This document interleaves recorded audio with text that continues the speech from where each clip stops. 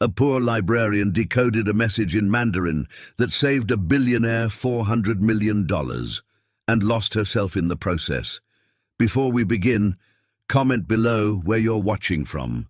Enjoy the story. Claire Thompson was reorganizing the linguistics section when she heard the frustration in his voice.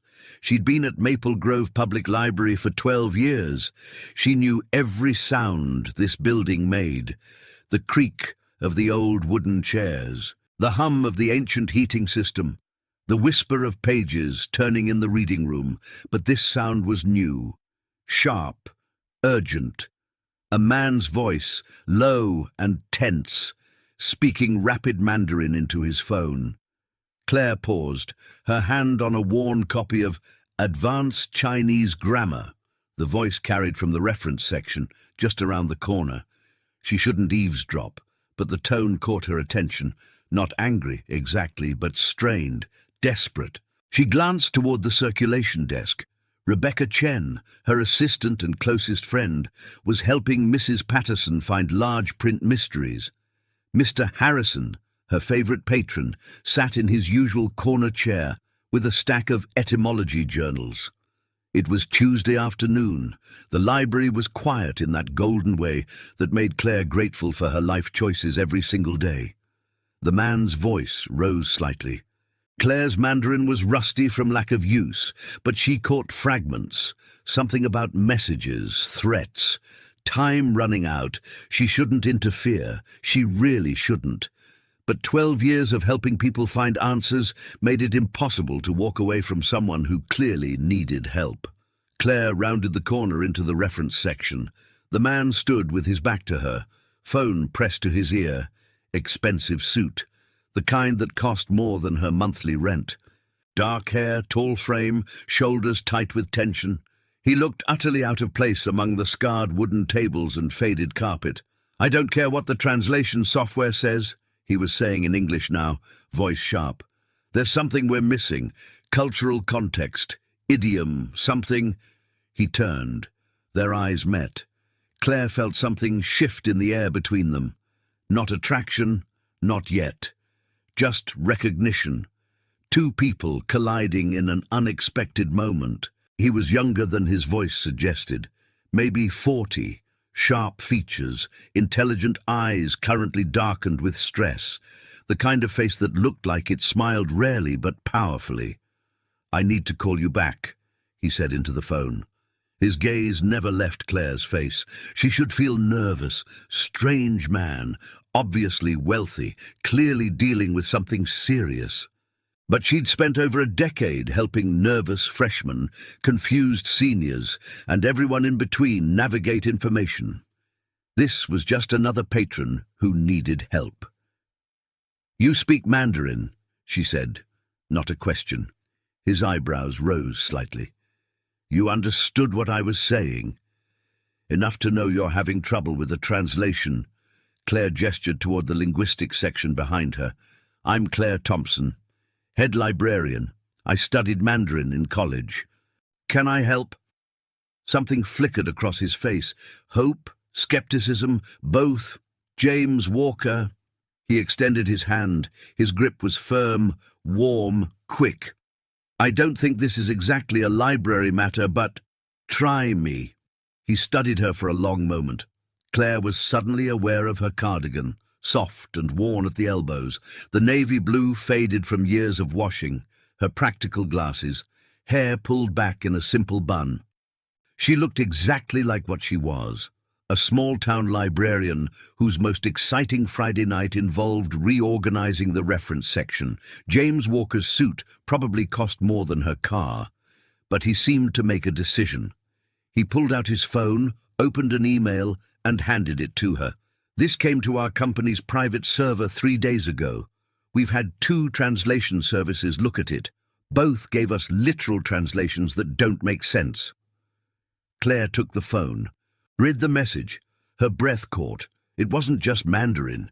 It was classical Chinese poetry woven through modern business language, threats disguised as compliments, warnings hidden in historical references. The kind of communication that required not just linguistic knowledge, but cultural depth. "When the crane flies at midnight," she murmured, translating as she read, "the willow bends, but does not break. 40 million grains of rice scattered across the eastern harbour." She looked up. "Whoever wrote this is telling you they're going to sabotage a major shipment, $400 million worth, and they have inside knowledge of your shipping schedules." James's face went pale. "That's not what the translation services said." "They translated the words, not the meaning." Claire handed back the phone. "Classical Chinese poetry uses metaphor and historical reference. The crane at midnight is a thief. The willow that doesn't break is someone on the inside who's feeding information. 40 million grains of rice is a numerical code. $400 million. And the Eastern Harbour." She paused. "Do you have operations in Shanghai? We're finalizing a deal there next week." His voice was tight. $420 million. Claire nodded. "Someone's planning to intercept it, and they're telling you so." For a moment, James just stared at her. Then he let out a breath that might have been a laugh if it weren't so strained. "You just decoded in 30 seconds what our entire security team couldn't figure out in 3 days." "I like puzzles." Claire smiled slightly. "This is just a different kind of research question. This is corporate espionage." "That too." James ran a hand through his hair. The gesture made him look younger, more vulnerable. "I need to make some calls, but first," he met her eyes again, "can you look at the other messages?" "Other messages?" "We've been getting them for 6 months, dozens of them, all in Mandarin or Cantonese, all cryptic, all dismissed as spam by our filters." His jaw tightened. "Someone's been playing us this entire time, and we had no idea." Claire's pulse quickened. This was bigger than a translation question. This was someone systematically threatening a company, and that company had been blind to it for half a year. "I'd need to see them," she said carefully. "All of them, in context. They're on our secure server at headquarters." James pulled out a business card, expensive paper, raised lettering, Walker Technologies, CEO and founder, a Manhattan address. "Could you come tomorrow? Morning? I'll have everything ready." Claire took the card. The paper felt foreign in her hand, heavy, important. "I have work," she started. "Name your consulting fee. Whatever you need." The words hung between them. Claire looked at the card, then back at James Walker's face. He was serious, desperate and serious. Behind her, she heard Rebecca's laugh at something Mrs. Patterson said, heard the familiar sounds of her library, her world, her peaceful, meaningful, modest world. "Tomorrow morning," she heard herself say. 10 o'clock. Relief flooded his features. "Thank you, truly." He hesitated. "This might have just saved my company." After he left, Claire stood in the reference section holding his business card. The air still seemed charged from his presence. That was James Walker. Claire turned. Rebecca stood in the doorway, arms crossed, expression skeptical. "How do you know?" "Because I Googled him the second I saw that suit." Rebecca moved closer, lowering her voice. "Tech billionaire, divorced, worth about $3 billion, and he just spent 20 minutes talking to you in our library. He needed help with Mandarin." "Uh-huh." Rebecca's eyes narrowed. "Claire, that man is trouble. He's a patron who needed assistance. He's a billionaire who just got your private number." Claire looked down at the card again. He'd written his cell number on the back in clean, precise handwriting. "It's just a consulting job," she said. "One morning," Rebecca made a sound that suggested she didn't believe that for a second. "Just be careful. Guys like that don't stumble into small-town libraries by accident." "It was an accident. He was driving through, got the messages, pulled over." And found the one person in a 100-mile radius who could decode classical Chinese poetry? Rebecca shook her head. That's not accident, Claire. That's fate. And fate is usually just trouble wearing a better outfit. Claire tried to focus on her work for the rest of the afternoon. She really did.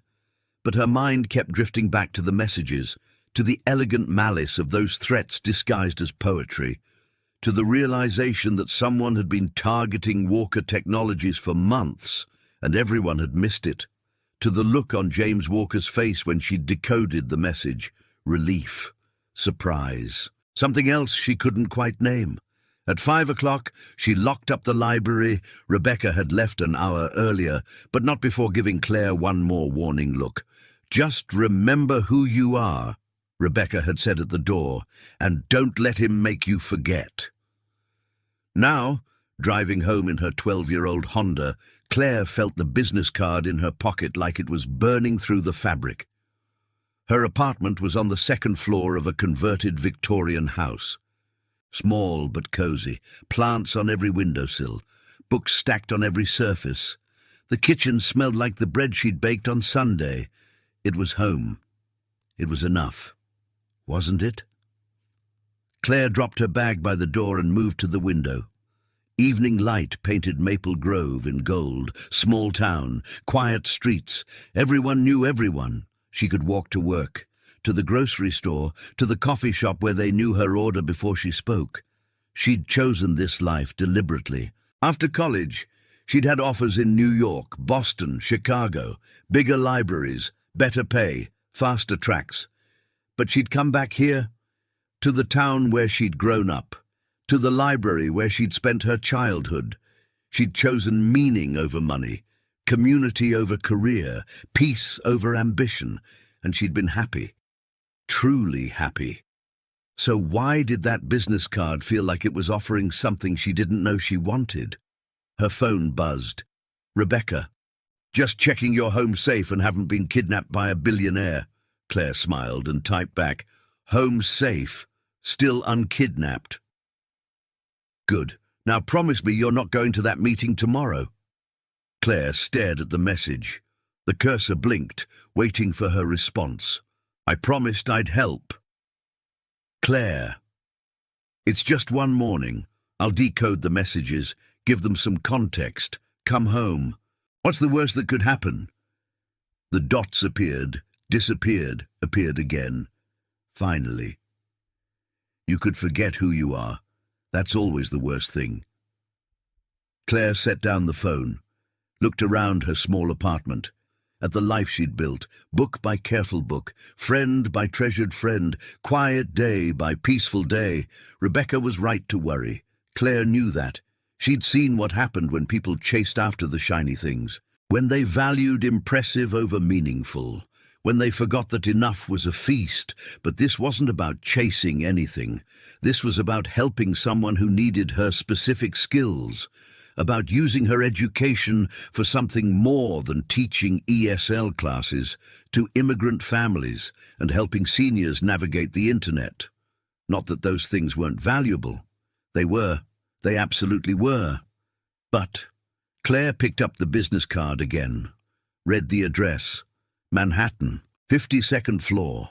She'd never been higher than the 10th floor of anything. She pulled out her laptop, told herself she was just doing due diligence, just being responsible before meeting with a potential consulting client. But as she typed James Walker into the search bar, her heart beat a little faster. The results filled her screen. Forbes articles, TechCrunch features, a Wikipedia page.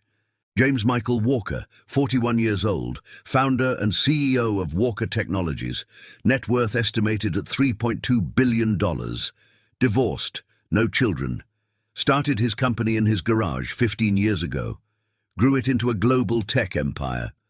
Known for being brilliant, demanding, and intensely private. The photos showed a man who rarely smiled for cameras. Intense, driven. The kind of person who probably never slowed down long enough to wonder if he was happy. Claire closed the laptop. She wasn't that person. She'd never been that person. Tomorrow morning, she'd go to his headquarters. She'd decode the messages. She'd help him protect his company. And then she'd come home to her books, her library, her life. This was just a consulting job, a one-time thing, an interesting story to tell Rebecca over coffee. Nothing more. She fell asleep telling herself that the business card on her nightstand, the promises she was making already starting to crack. The Walker Technologies building was a glass tower that caught the morning sun and threw it back in dazzling fragments. Claire stood on the sidewalk, staring up. 52 floors. She couldn't even see the top from here. Her practical flat suddenly felt very worn, her cardigan very faded, her entire being very small. She'd dressed carefully that morning, professional but authentic. A simple black skirt, white blouse, her navy cardigan, her grandmother's earrings. She looked like exactly what she was, a librarian who'd made the 2-hour drive to Manhattan for a consulting job.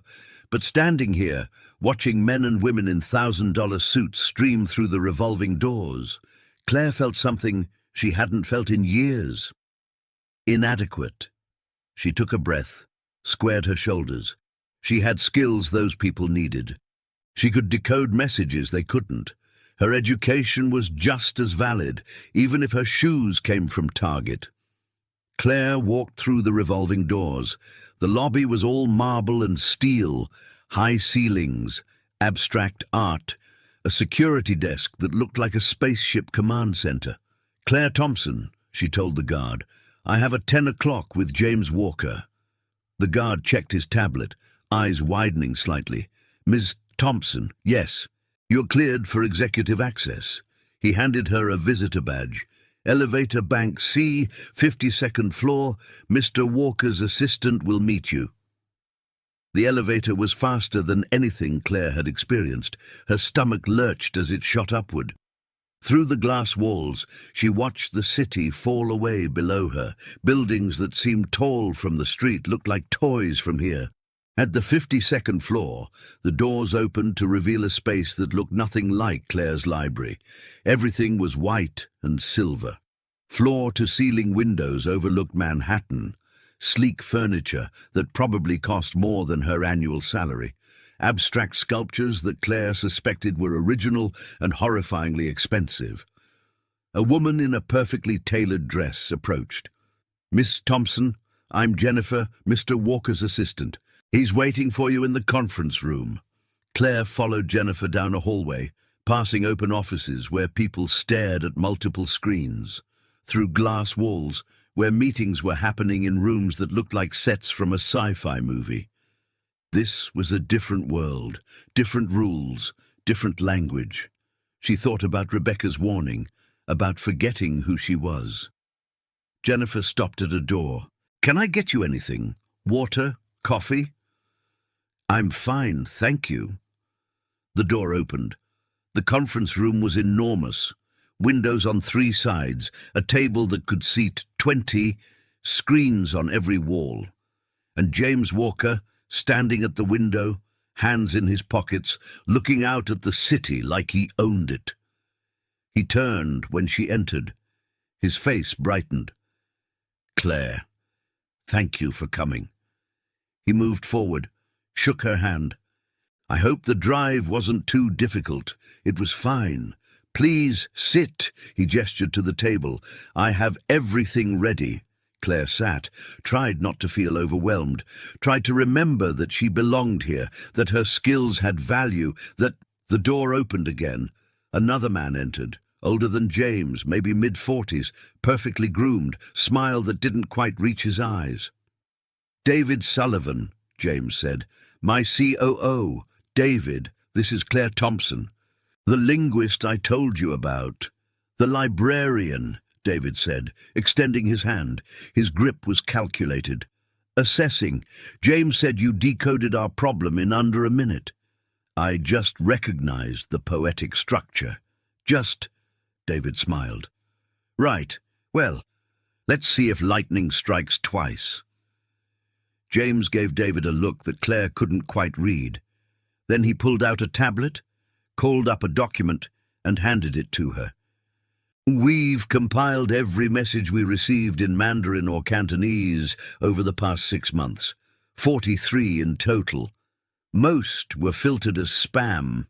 Some made it to my inbox but didn't seem urgent." He paused. "I need to know what we missed." Claire took the tablet, started reading. The room fell silent. As Claire moved through the messages, a pattern emerged, a story being told in fragments. Someone with deep inside knowledge systematically exposing vulnerabilities, revealing security gaps, threatening shipments, acquisitions, deals. But more than that, there was rage in these messages, personal rage. This wasn't just corporate espionage, this was revenge. "Whoever wrote these hates you," Claire said, still reading. "This isn't just about money or business, this is personal." James's jaw tightened. "Can you tell who?" "Someone who knows classical Chinese literature. Someone educated in mainland China, probably Beijing based on the dialect markers. Someone who's been inside your company long enough to know your full schedule." Claire looked up. "And someone who's planning something big, soon." "How soon?" Claire scrolled back through the messages, found the pattern. "The threats are escalating, getting more specific, more urgent." She handed him the tablet. "This last one came 2 days ago. It references the autumn harvest. In classical Chinese poetry, that's a metaphor for taking what you've planted." David finished. He'd gone pale. "Our biggest deal of the year closes next week. The Shanghai acquisition, $420 million. They're going to sabotage it," Claire said. "And they're telling you they are. They want you to know. They want you to see it coming and not be able to stop it." James and David exchanged looks. "Can you identify the writer?" James asked. "Not specifically, but I can analyze the linguistic patterns, give you profiles based on education, region, age range." Claire hesitated. "If you have employee records, I might be able to narrow it down. How long would that take?" "Depends on how many employees you have." 3,000 globally, David said. "About 200 in positions with this kind of access." Claire did the math. "Give me a week. Maybe 2. "We don't have 2 weeks."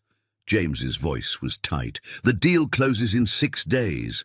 Then I'll need to work faster." Silence. James and David looked at each other again, some communication passing between them that Claire couldn't decipher. Finally, David spoke. "You'd need to work here, access to our systems, our personnel files, our servers. I can commute daily from Maple Grove." David shook his head. "That's 4 hours of driving. You'd lose half your workday." "We have corporate housing," James said. "Furnished apartments for consultants. You could stay in the city, work full-time until this is resolved." Claire's heart started pounding. "I have responsibilities. The library. We'd compensate you for your time away. Name your rate." "It's not about money." "Then what is it about?" James leaned forward. "Claire, someone is trying to destroy my company. You're the only person who can help me find them. Please." The please did it, not the money, not the compensation, the raw need in his voice, the same tone she heard from students who needed help finding research, from seniors who needed help navigating Medicare websites, from immigrants who needed help practicing English for citizenship tests. Someone needed help, and she had the skills to provide it. That was what she did, who she was. "I'd need to talk to my assistant," Claire said slowly. "Make arrangements for coverage at the library. Whatever you need. And I'd need access to all your communications. Complete access. I can't help if I'm working with filtered information." "Done. And I work my own hours. I'm not clocking in and out." David opened his mouth, but James cut him off. "Agreed." Claire took a breath. "Then I'll help. But just until you find whoever's sending these messages. Once that's done, I go home." "Of course." James's relief was visible. "Jennifer will set you up with everything you need. Office, housing, access credentials." He paused. "Thank you. This means it's what I do." Claire interrupted. Help people find answers. This is just a different kind of reference question. But even as she said it, she knew it wasn't quite true.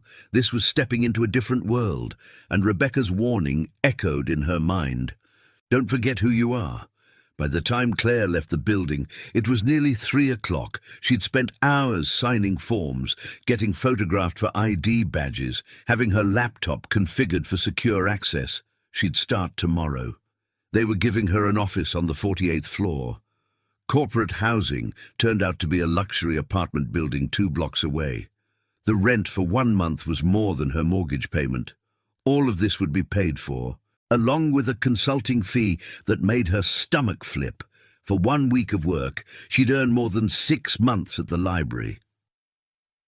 Claire sat in her car in the parking garage and called Rebecca. "Tell me you're coming home," Rebecca said instead of hello. "I'm coming home. Tonight. But I need to talk to you about something." "Oh no. It's not.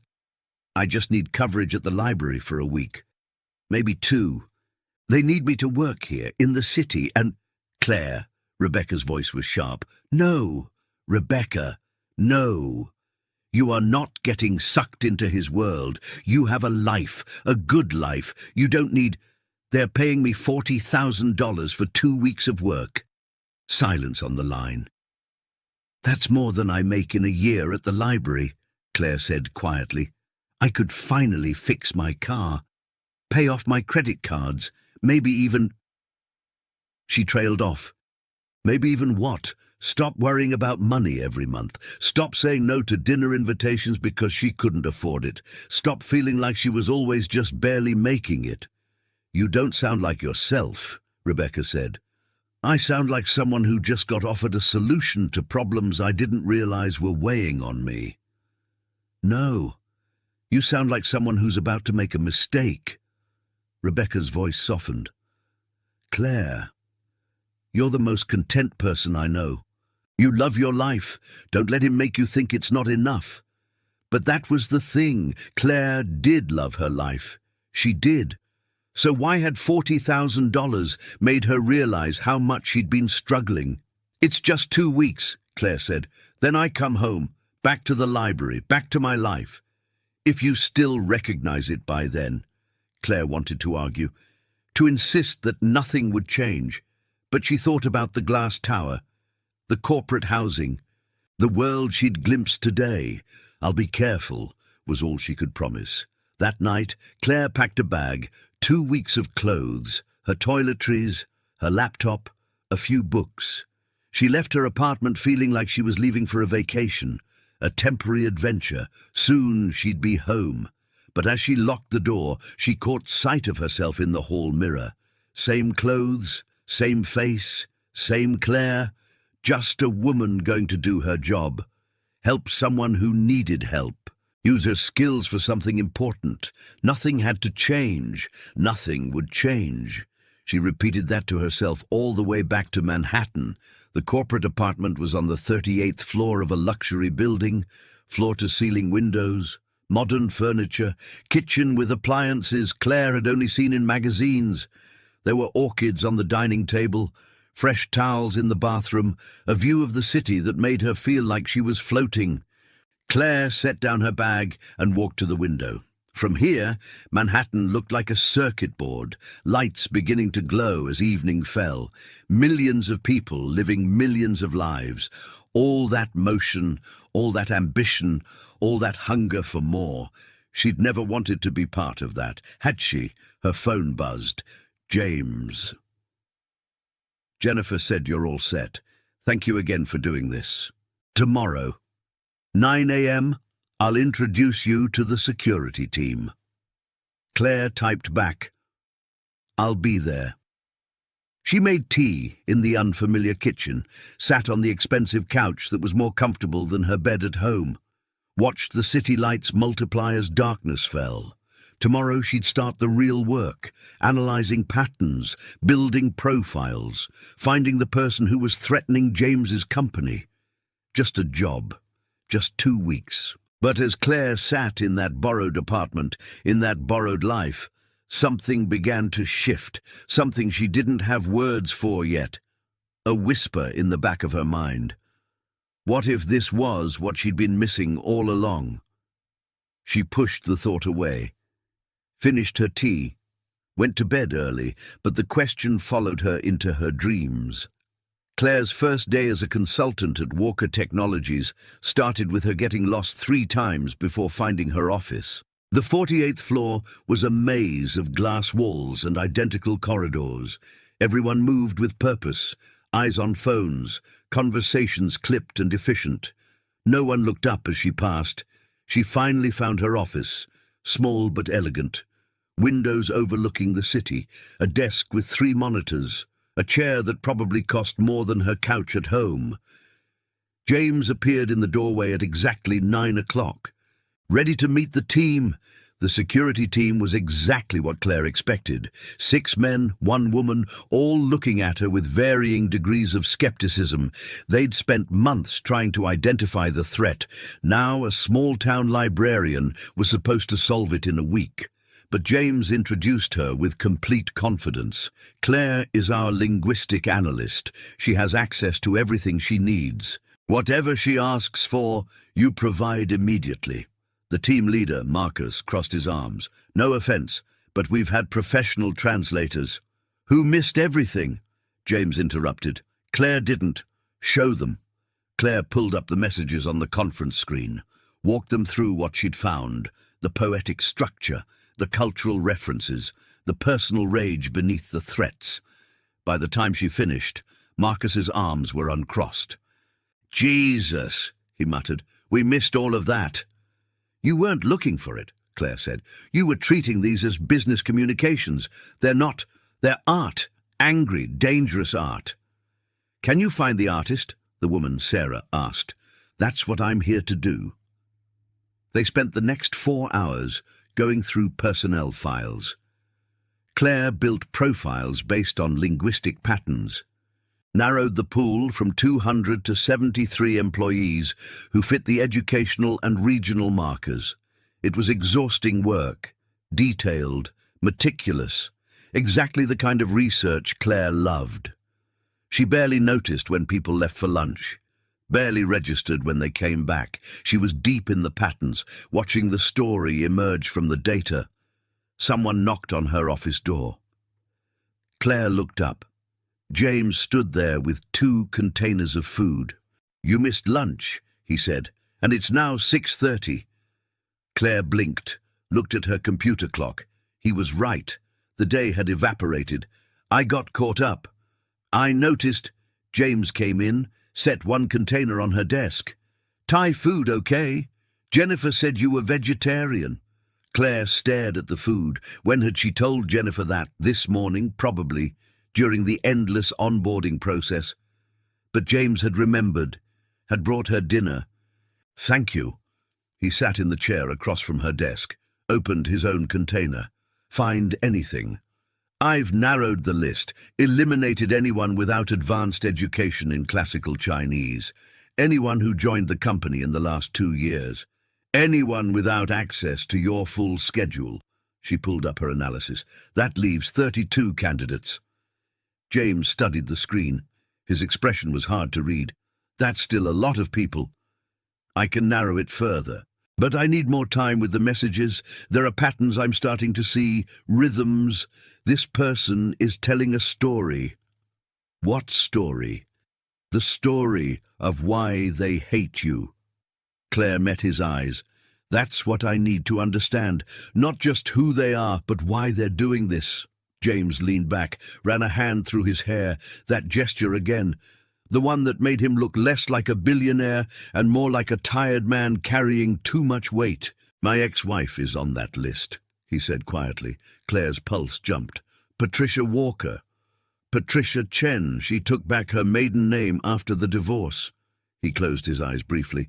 She worked here for 5 years, head of Asian market development. She has all the access, all the knowledge, all the motive.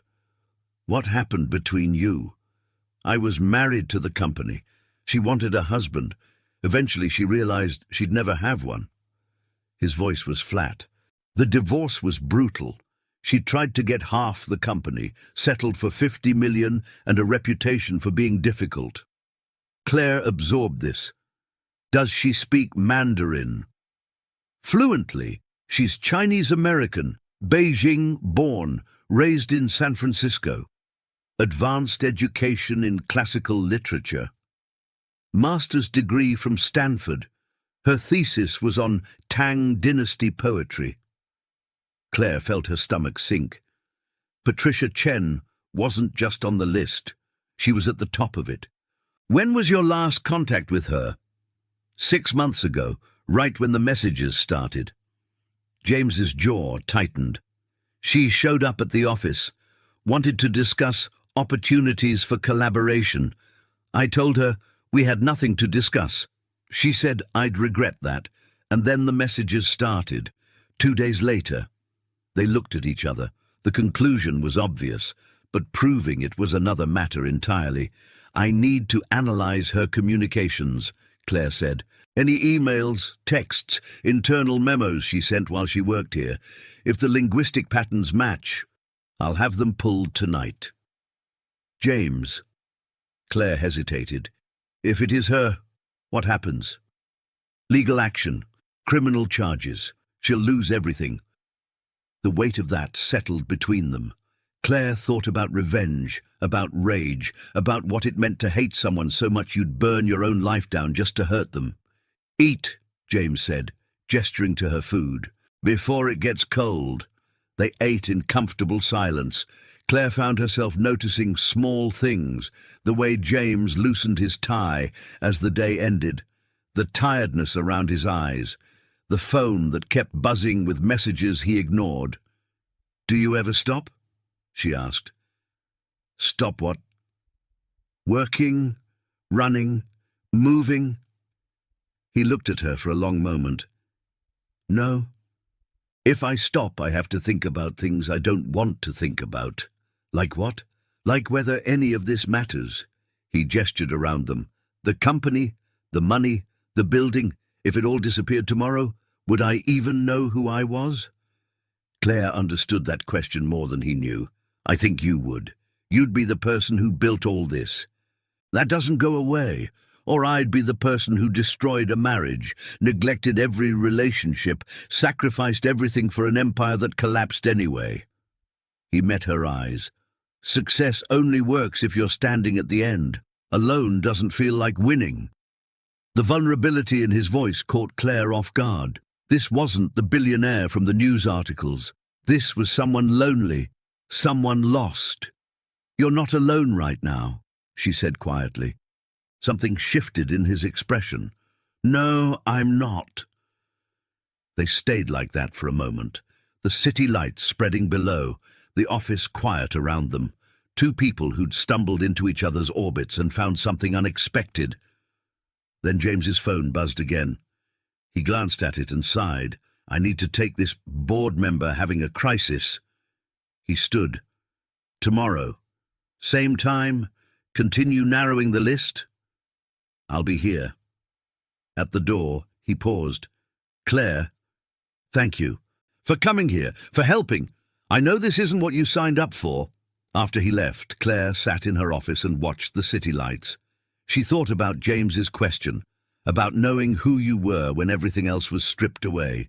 Who was she? A librarian, a friend, a daughter of this small town, but also, maybe, someone who could decode impossible messages, someone who could save a company, someone who belonged in this glass tower just as much as she belonged in her shabby library. The thought should have scared her. Instead, it thrilled her. 3 days passed in a blur of work. Claire arrived early, stayed late, analyzed patterns until her eyes burned. She barely saw her apartment, barely thought about Maple Grove. Rebecca called twice a day. Just checking you're still you, she'd say. And Claire would laugh and promise she was fine. Everything was fine, just busy with the work. But the truth was, Claire wasn't quite sure anymore. She'd started dressing differently, not consciously, but Jennifer had arranged for professional attire to be delivered to her apartment. Conservative dresses, tailored blazers, shoes that actually matched her outfits. Claire told herself it was just practical. She needed to look the part. But when she caught her reflection in the elevator's mirrored walls, she barely recognized herself. The work was exhilarating. Every day she narrowed the list further, cross-referenced linguistic patterns, built timelines. The puzzle was coming together piece by piece. And every evening, James brought her dinner. It became a ritual. 6:30, he'd appear with food. They'd eat in her office and talk, not about work, about everything else. Books they'd read, places they'd travelled, the strange paths that had led them to this moment. Claire learned that James had started his company after dropping out of MIT, that his father had told him he'd fail, that the divorce had nearly destroyed him. "I threw myself into work," he said one night, "convinced myself that if I built something big enough, it would fill the space she left. Turns out, you can't buy happiness. You can't build it either." "What can you do?" Claire asked. "I'm still figuring that out." He looked at her. "But being here with you, these past few nights, that's the closest I've felt to peace in years." The words settled between them like a promise and a warning both. On Thursday night, Claire finally confirmed it. Patricia Chen's linguistic patterns matched the messages perfectly. Same poetic structures, same metaphors, same rage. "It's her," Claire said, showing James the analysis. "I'm 98% certain." James studied the screen. His face was stone. "Can this hold up legally?" "The patterns are distinctive enough that any linguistic expert would confirm it. Combined with motive, access, and timing," Claire nodded. "It's solid. Then we have her." But he didn't sound triumphant. He sounded tired. "What happens now?" Claire asked. "I call Marcus. We bring in the lawyers, build a case." He closed his eyes. "God, I didn't want this. Even after everything, I didn't want to destroy her. She was trying to destroy you. I know. But that doesn't make it easier." He looked at Claire. "Thank you. You just saved the company. $420 million. Thousands of jobs. Our reputation. All of it." Claire should have felt proud, accomplished. This was the biggest impact she'd ever made with her skills. But instead, she felt something else. Something like loss. Because if the work was done, that meant she'd be going home. Back to Maple Grove, back to the library, back to her small, peaceful life. The thought should have felt like relief. It felt like grief. "There's something I need to show you," James said suddenly. "Tomorrow night, not work-related, just something I want to share. Will you come?"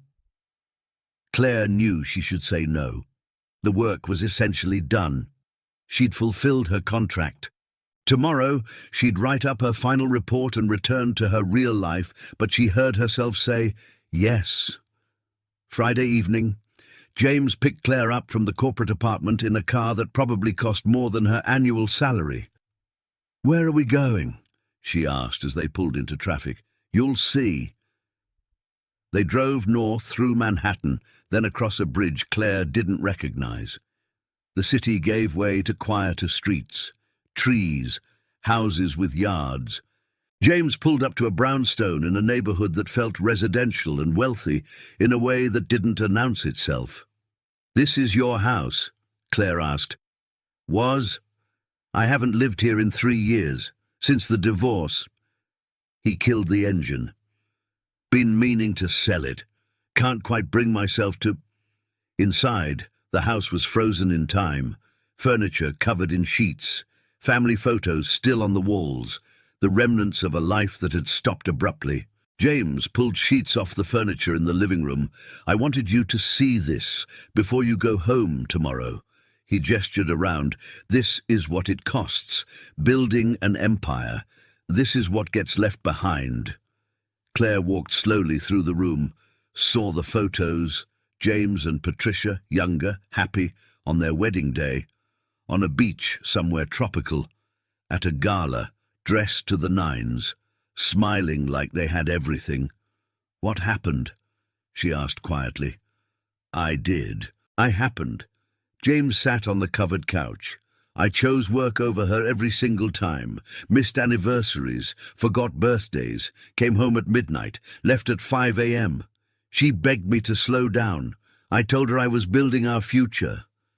He laughed bitterly. "Turns out she wanted a present, not a future. So she tried to destroy the company you chose over her. Can you blame her? I destroyed everything she valued. Fair's fair." Claire sat beside him. "You're not a monster. You built something important. That matters, does it?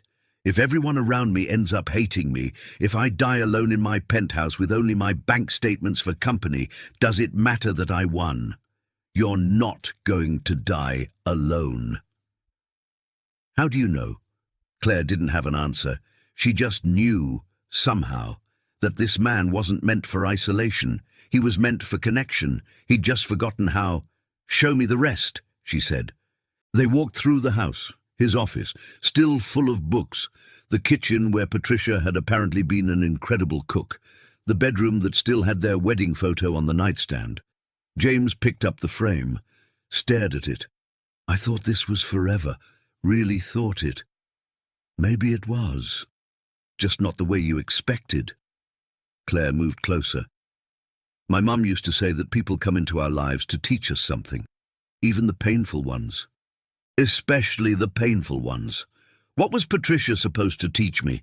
Maybe that winning isn't the same as winning." James set down the photo, looked at Claire, really looked like he was seeing her for the first time.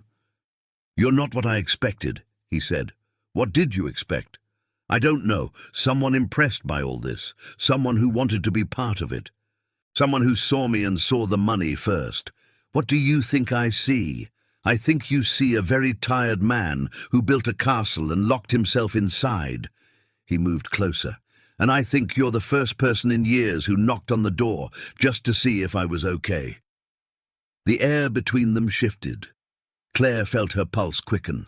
This was dangerous territory. She was leaving tomorrow, going home. This couldn't be anything. But James's hand found hers, and she didn't pull away. "Come see one more thing," he said. They climbed stairs to the roof. Someone had built a garden up here, neglected now, overgrown, but beautiful in its wild state. "Patricia's project," James said. "She planted all this. Wanted a place to grow things. I never came up here, too busy." They stood among the wild plants and looked out at the city skyline, close enough to see it, far enough to breathe. "I should have spent more time here," James said quietly, "with her, learning what she loved, being present instead of achieving. You can't change the past." "No, but I can learn from it." He turned to face her. "Claire, I know you're leaving tomorrow. I know this was just a job.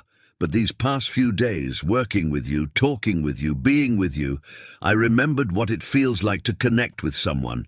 Really connect.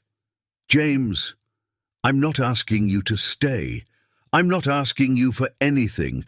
I just wanted you to know, before you go back to your life, that you reminded me I used to have one too." Claire's heart was pounding. This was the moment to step back, to maintain boundaries, to remember who she was and what she'd come here to do. Instead, she said, "Show me your penthouse." Something flared in his eyes. "Why?" "Because I want to see where you actually live. Not where you used to live, where you are now." They drove back to Manhattan in charged silence. The chemistry between them was undeniable now. Acknowledged. Dangerous. James's penthouse was on the 68th floor of a building that looked like it had been designed by someone who'd never heard of comfort. All glass and steel, minimalist furniture, art that was probably priceless but completely cold. It was beautiful. It was lifeless. "This is where you live?" Claire asked, walking through the space. "This is where I sleep." James poured them both wine. Expensive wine from a temperature-controlled cellar. Living is something else entirely. They stood at the floor-to-ceiling windows. All of Manhattan spread below like a kingdom, lights for miles, millions of lives, all that hunger, all that ambition, all that desperate reaching for more. "I could never live like this," Claire said. "This high up, this far from the ground. It's meant to make you feel powerful. Does it work? It makes you feel alone. Power's just a prettier word for it." Claire turned to face him. They were close now. So close, she could see the gold flecks in his eyes, could smell his cologne, could feel the heat coming off his skin. "I should go," she said, but she didn't move. "You should," James agreed, but his hand came up to cup her face. "This is a mistake." "Probably. I'm leaving tomorrow, back to my real life." "I know. This can't be anything. I know that too." They stayed frozen like that, balanced on the edge, both knowing they should stop. Neither one wanting to. James was the one who broke first, or maybe Claire was. Later, she wouldn't be able to say who closed the distance. The kiss was inevitable. Like gravity, like the city lights below. Like every moment of the past few days, pulling them toward this point, his hands in her hair, her hands gripping his shoulders, the taste of expensive wine and something else, desperation, loneliness, need. They broke apart, breathing hard. "Claire," James started, don't say anything."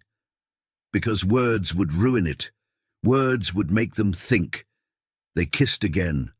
Slower this time, deeper, like they were trying to memorize each other, like they knew this was temporary but wanted to pretend it wasn't.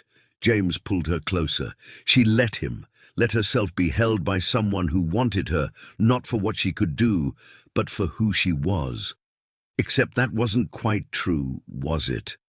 He wanted her because she'd saved his company, because she'd decoded his messages, because she'd given him something no one else could. The thought should have stopped her. Instead, it made her kiss him harder. They moved to the couch, the expensive, uncomfortable couch, hands exploring, boundaries dissolving. Everything Claire had promised herself she wouldn't do, she was doing. When James pulled back to look at her, his eyes were dark. "Stay. Tonight, just tonight." Claire knew she should say no, should go back to her corporate apartment, should maintain some semblance of professionalism. But she'd spent 12 years being careful, being appropriate, being the good librarian who never took risks. Tonight, she wanted to be someone else. "Just tonight," she agreed. He kissed her again, stood, pulled her up with him, led her to the bedroom. The bedroom was as minimalist as the rest of the space, a massive bed. Floor-to-ceiling windows showing the city below, sheets that probably cost more than Claire's entire bedroom set. They undressed each other slowly, taking time, like they were both afraid that speed would wake them from whatever spell had taken hold. Making love on the 68th floor felt like flying, like being untethered from everything solid and real. Claire watched the city lights shift below and felt like she was someone new, someone powerful, someone who belonged in this rarefied air. James held her like she was precious, kissed her like she was magic, made her feel like she'd been hiding who she really was her entire life. Afterward, they lay tangled in expensive sheets and looked out at Manhattan spreading endlessly below. "I don't want you to go," James said into her hair. "I have to. My life is there.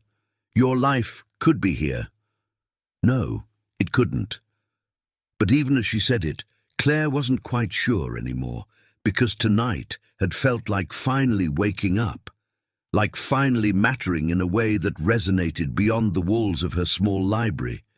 She fell asleep in James's arms, in his penthouse, in his world that was nothing like hers, but felt strangely like coming home. Her phone, buzzing on the nightstand, woke her at midnight. Rebecca, Claire fumbled for it, read the text. "Mr. Harrison died tonight. Funeral is Monday. He asked for you." The words hit like ice water.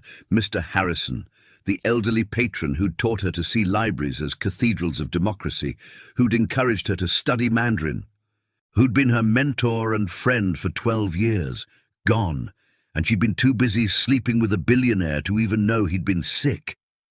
Claire sat up. The room spun. The view that had felt magical now felt wrong.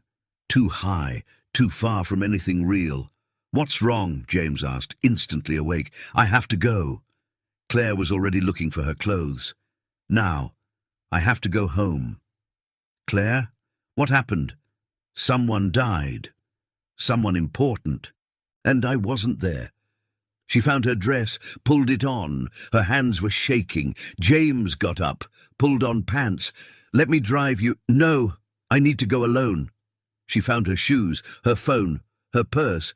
"I shouldn't have stayed. This was a mistake." "Claire, please." "This isn't my world, James. She gestured around the penthouse. "This isn't me. I forgot that. For a few days, I forgot who I am. But I remember now." She was crying. When had she started crying?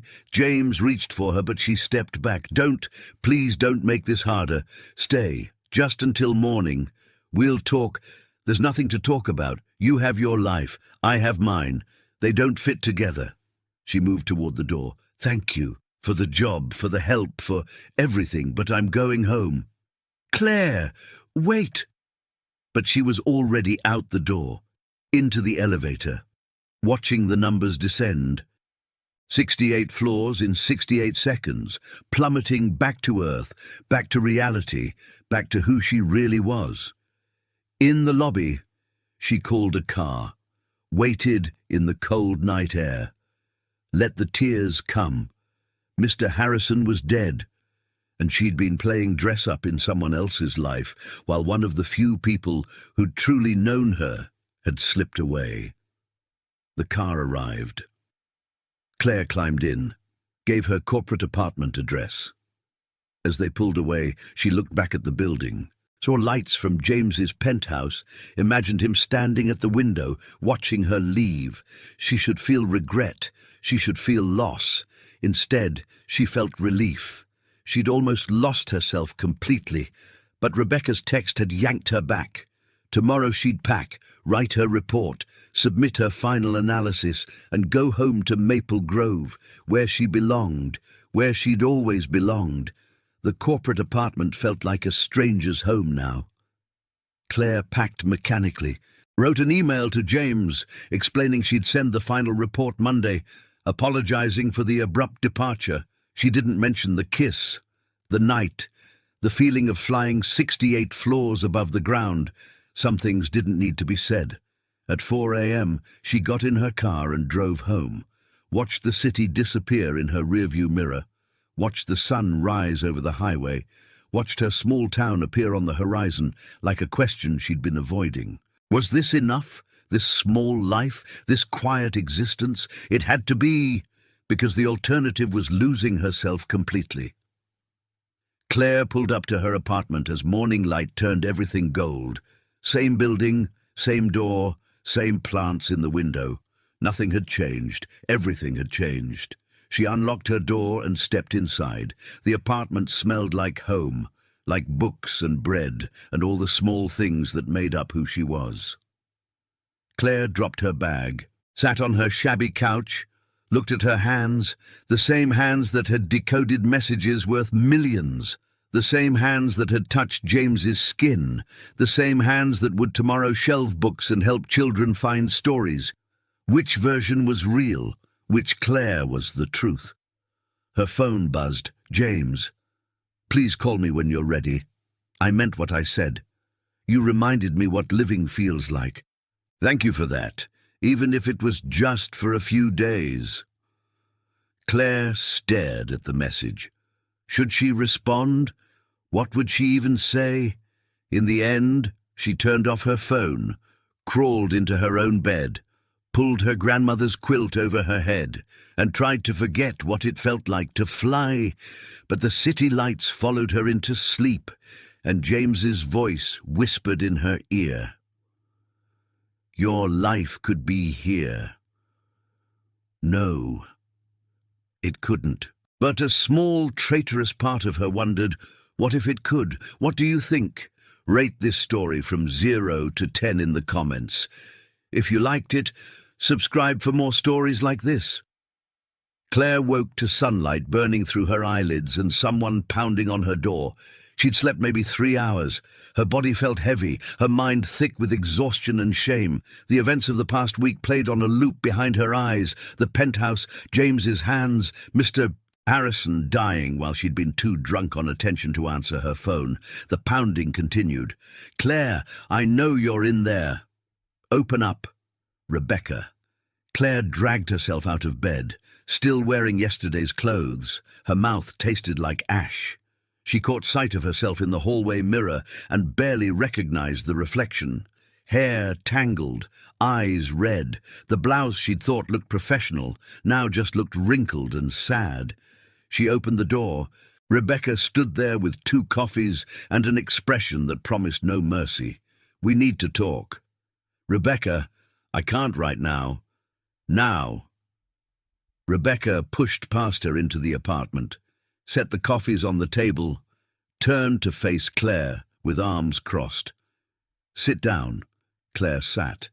She felt like a child about to be scolded, except she deserved every word coming her way. Rebecca didn't sit. She paced. "Mr. Harrison's funeral is Monday, 2 o'clock, at Grace Lutheran Church, the one where he served on the board for 40 years. The one 3 blocks from the library where he spent every Tuesday and Thursday afternoon for the past decade." Each word landed like a blow. "I know," Claire whispered. "Do you? Because you weren't there when he died, Claire. You weren't there when he asked for you. His daughter called the library Wednesday night saying he was failing. I called you 6 times. You didn't answer. I was working. You were sleeping with a billionaire while a man who actually cared about you was dying." Rebecca's voice cracked. "Do you know what his last words were? Tell Claire I was proud of her. Tell her she was always enough." The tears came before Claire could stop them, silent, burning. Rebecca pulled an envelope from her purse. Cream-coloured paper. Claire's name in Mr. Harrison's careful handwriting. "His daughter asked me to give you this. He wrote it 2 weeks ago, back when you still answered your phone."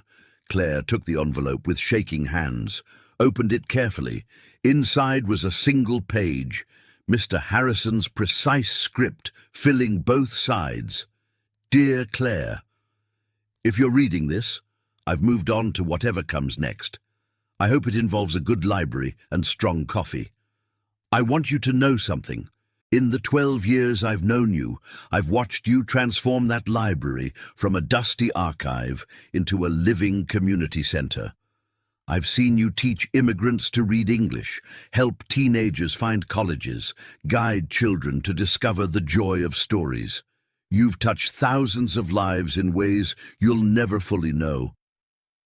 Never forget that you were always enough. The library needs you more than any tower ever could.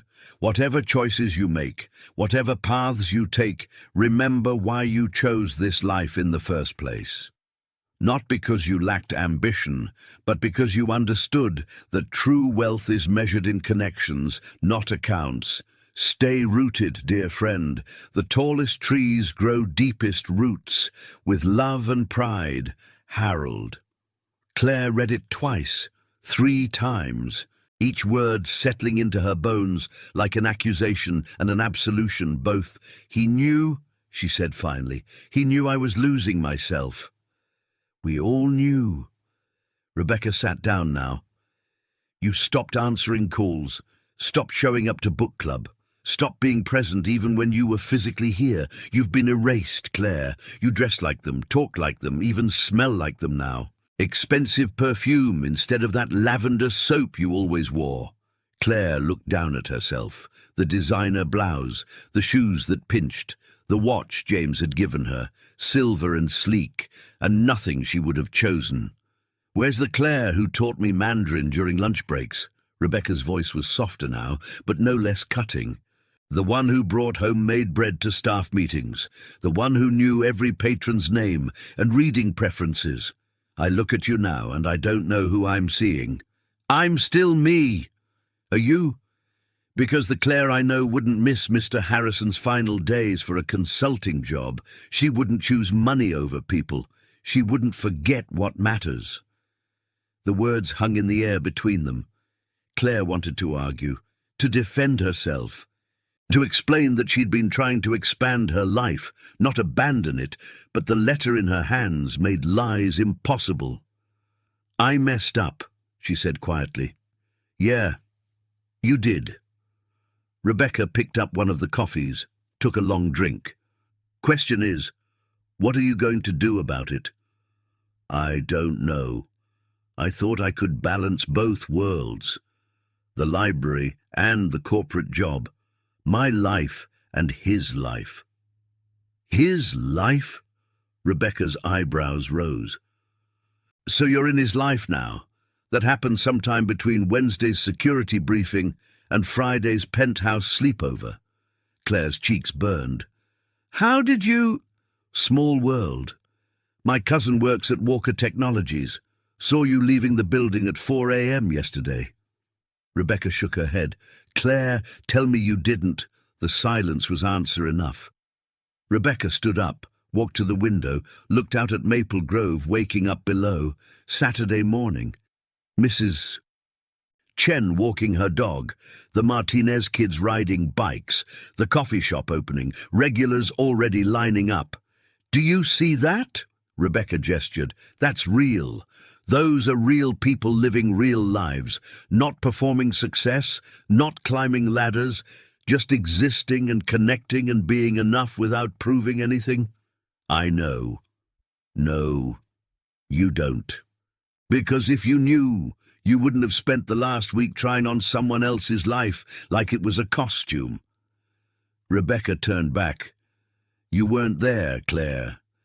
Mr. Harrison died Tuesday night. The funeral was Thursday. You missed it. You were drinking wine in a penthouse while the man who believed in you was being buried. The words hit like a physical blow. Claire doubled over. The sob came from somewhere deep, somewhere she'd been ignoring all week while she played at being important. Mr. Harrison was gone, and she'd been too seduced by her own reflection in glass towers to notice. Rebecca sat beside her, didn't comfort, just sat. Let Claire break. I didn't know he was that sick. Claire managed between sobs. You would have if you'd answered your phone, if you'd been present. If you'd remembered that people aren't just projects you can pause and resume. God, Rebecca, what have I done? You forgot who you were, but forgetting isn't permanent unless you decide it is. Rebecca's hand found Claire's shoulder. The question is whether you remember now, whether you choose to remember.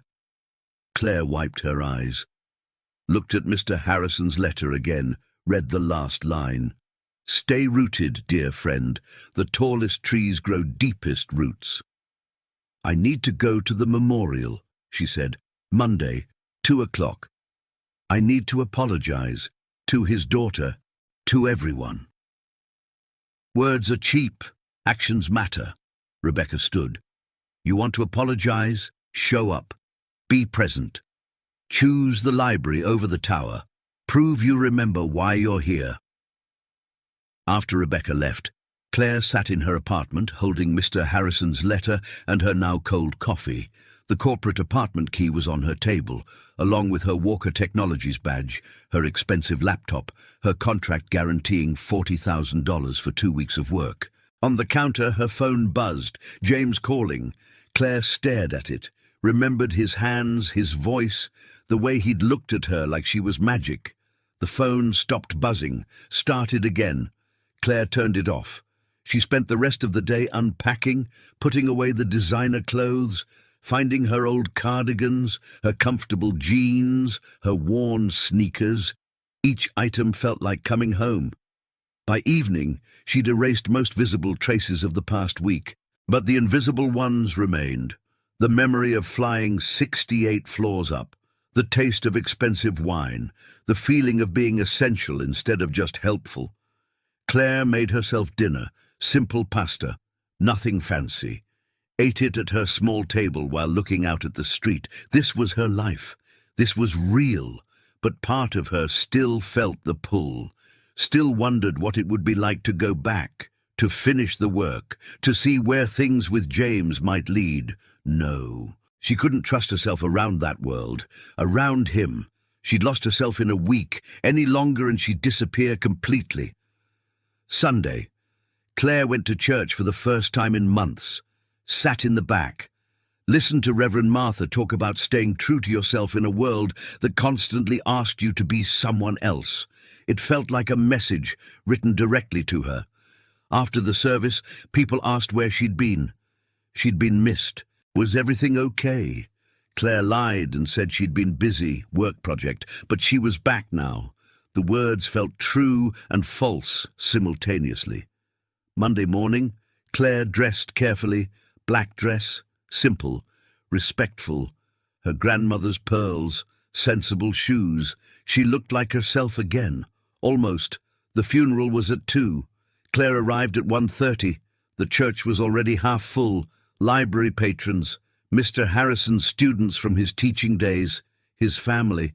Rebecca saw her from across the room, nodded, didn't smile. Claire found a seat near the back, tried to make herself small. The service was beautiful.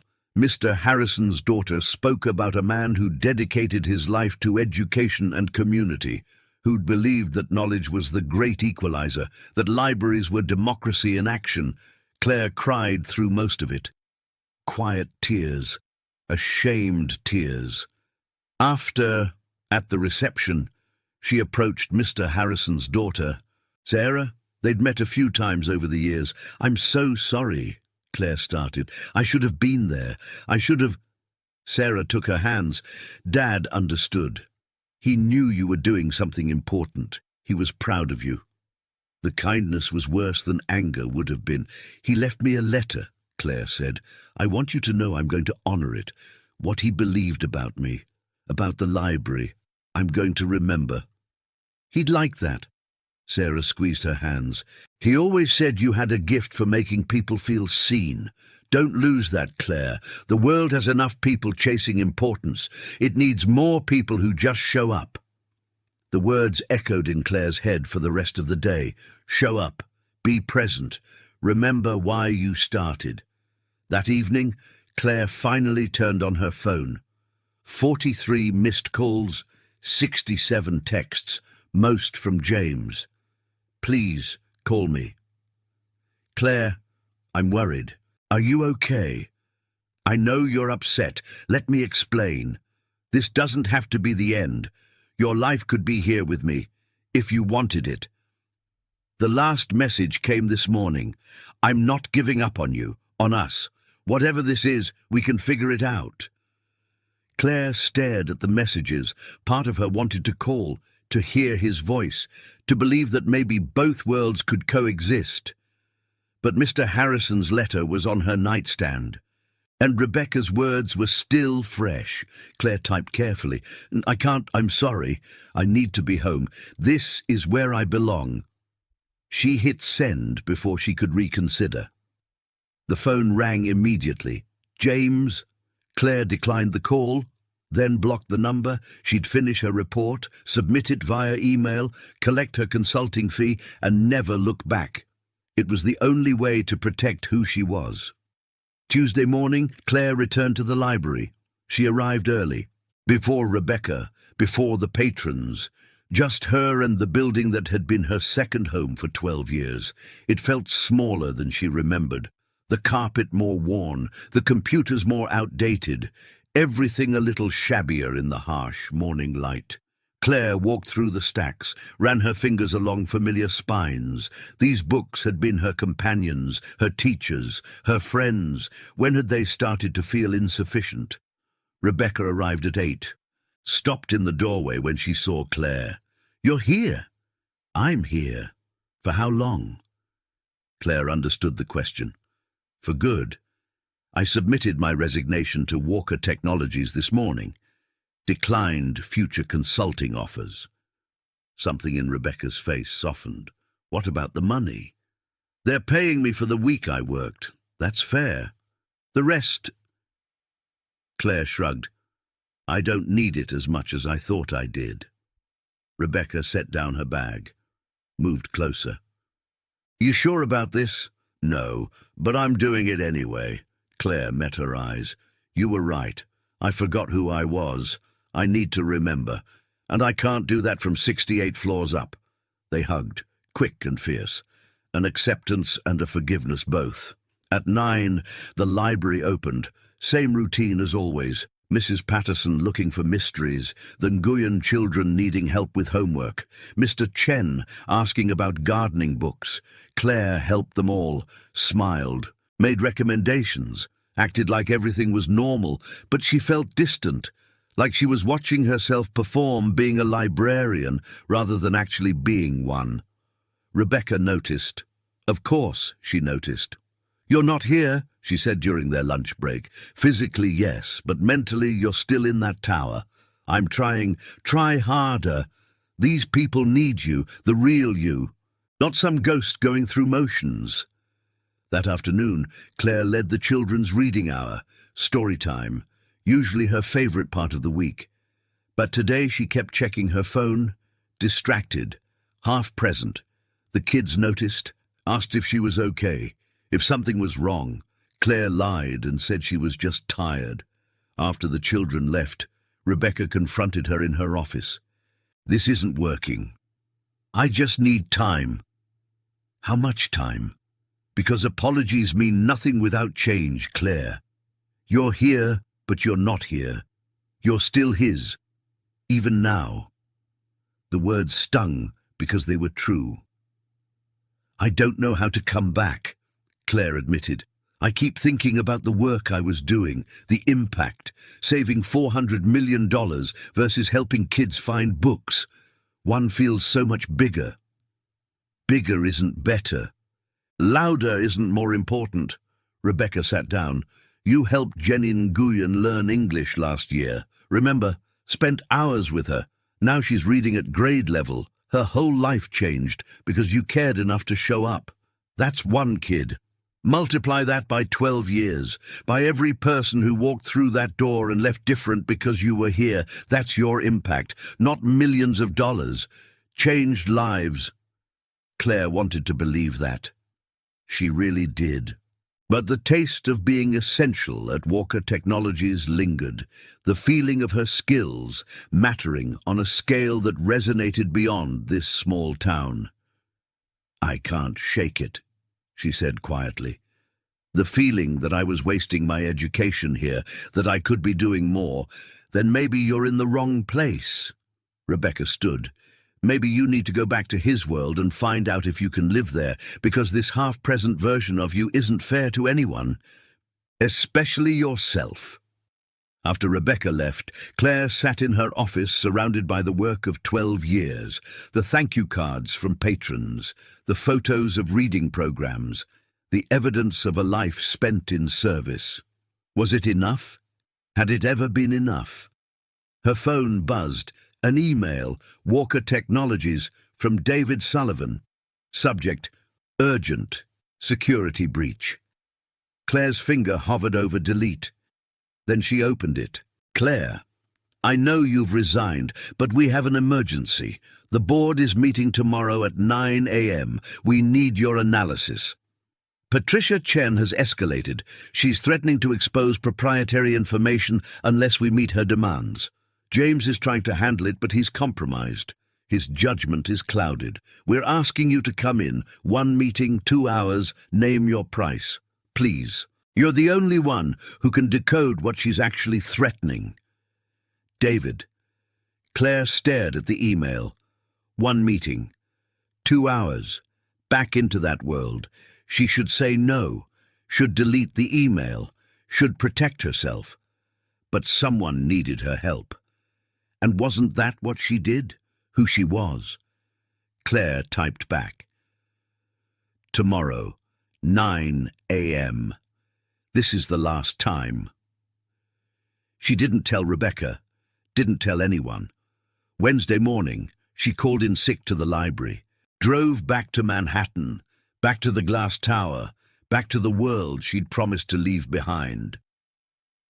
The Walker Technologies boardroom was tense when Claire arrived. 7 people around the table, James at the head, looking haggard, dark circles under his eyes, tie loosened, the polish gone. He saw her enter and something flickered in his expression. Relief, hope, pain. Claire looked away. David stood. "Thank you for coming. Please, sit." Claire sat at the far end. As far from James as possible, David pulled up a document on the screens. "Patricia sent this 2 hours ago. Our translation service says it's a demand for $70 million. But based on what you taught us about her methods, we suspect there's more." Claire read the message. Her blood went cold. "This isn't a demand," she said. "It's a manifesto. She's not asking for money. She's declaring war." The room went silent. "Explain," one of the board members said. Claire pulled up linguistic analysis tools. "These references," she highlighted sections, "they're not about payment. They're about revenge. She's saying that money can't fix what was broken, that the only acceptable restitution is complete destruction." "Of what?" James asked, his voice rough. Claire met his eyes. "Of you, your reputation, your company, everything you built. She wants to watch it burn." "Based on poetry?" Another board member scoffed. "Based on coded language that explicitly references the burning of the books in 221 BC, an emperor trying to control narrative by destroying knowledge." Claire turned back to the screen. "She's telling you she has evidence of corporate malfeasance, and she's going to release it publicly unless you publicly admit wrongdoing and step down." James's face went white. David leaned forward. "What evidence could she have?" "I don't know, but she's been planning this for months. Systematic, patient. Whatever she has, it's damaging enough that she's confident it will destroy you." The board erupted into overlapping conversations, legal implications, PR strategies, damage control. Claire watched James. He'd gone very still, eyes distant. She knew that look. He was calculating, analyzing, trying to find the angle. The meeting lasted 3 hours. Claire analyzed every message Patricia had sent, built timelines, identified patterns. By noon, the picture was clear.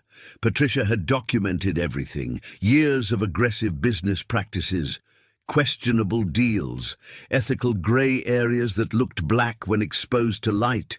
She had receipts, and she was willing to use them. "We need to settle," one board member said. "Give her what she wants." "She doesn't want money," Claire repeated. "She wants confession, public acknowledgement of wrongdoing." "Which we're not doing," another member said. "We've done nothing illegal."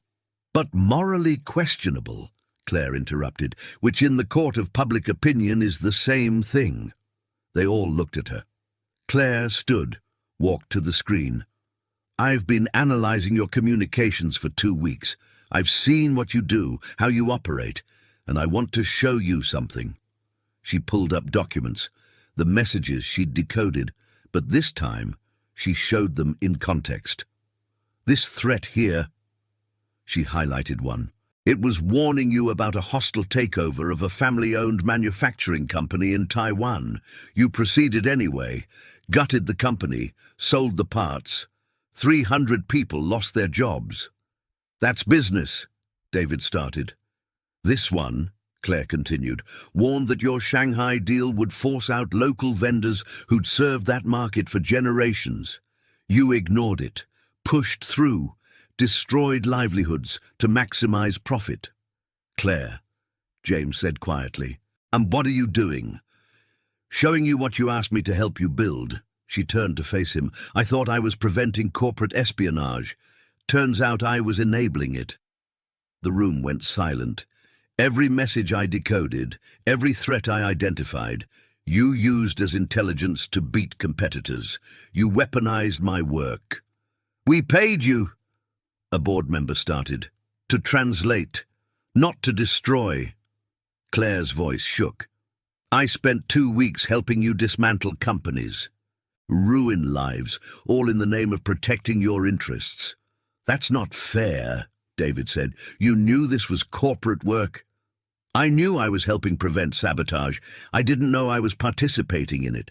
James stood. Claire, please, can we talk privately? No, I'm done. She gathered her things. Patricia isn't wrong. You've built an empire on other people's destruction. Maybe it's time someone held you accountable. You're siding with her? James looked stricken. After everything, I'm not siding with anyone. I'm just finally seeing clearly. Claire moved toward the door.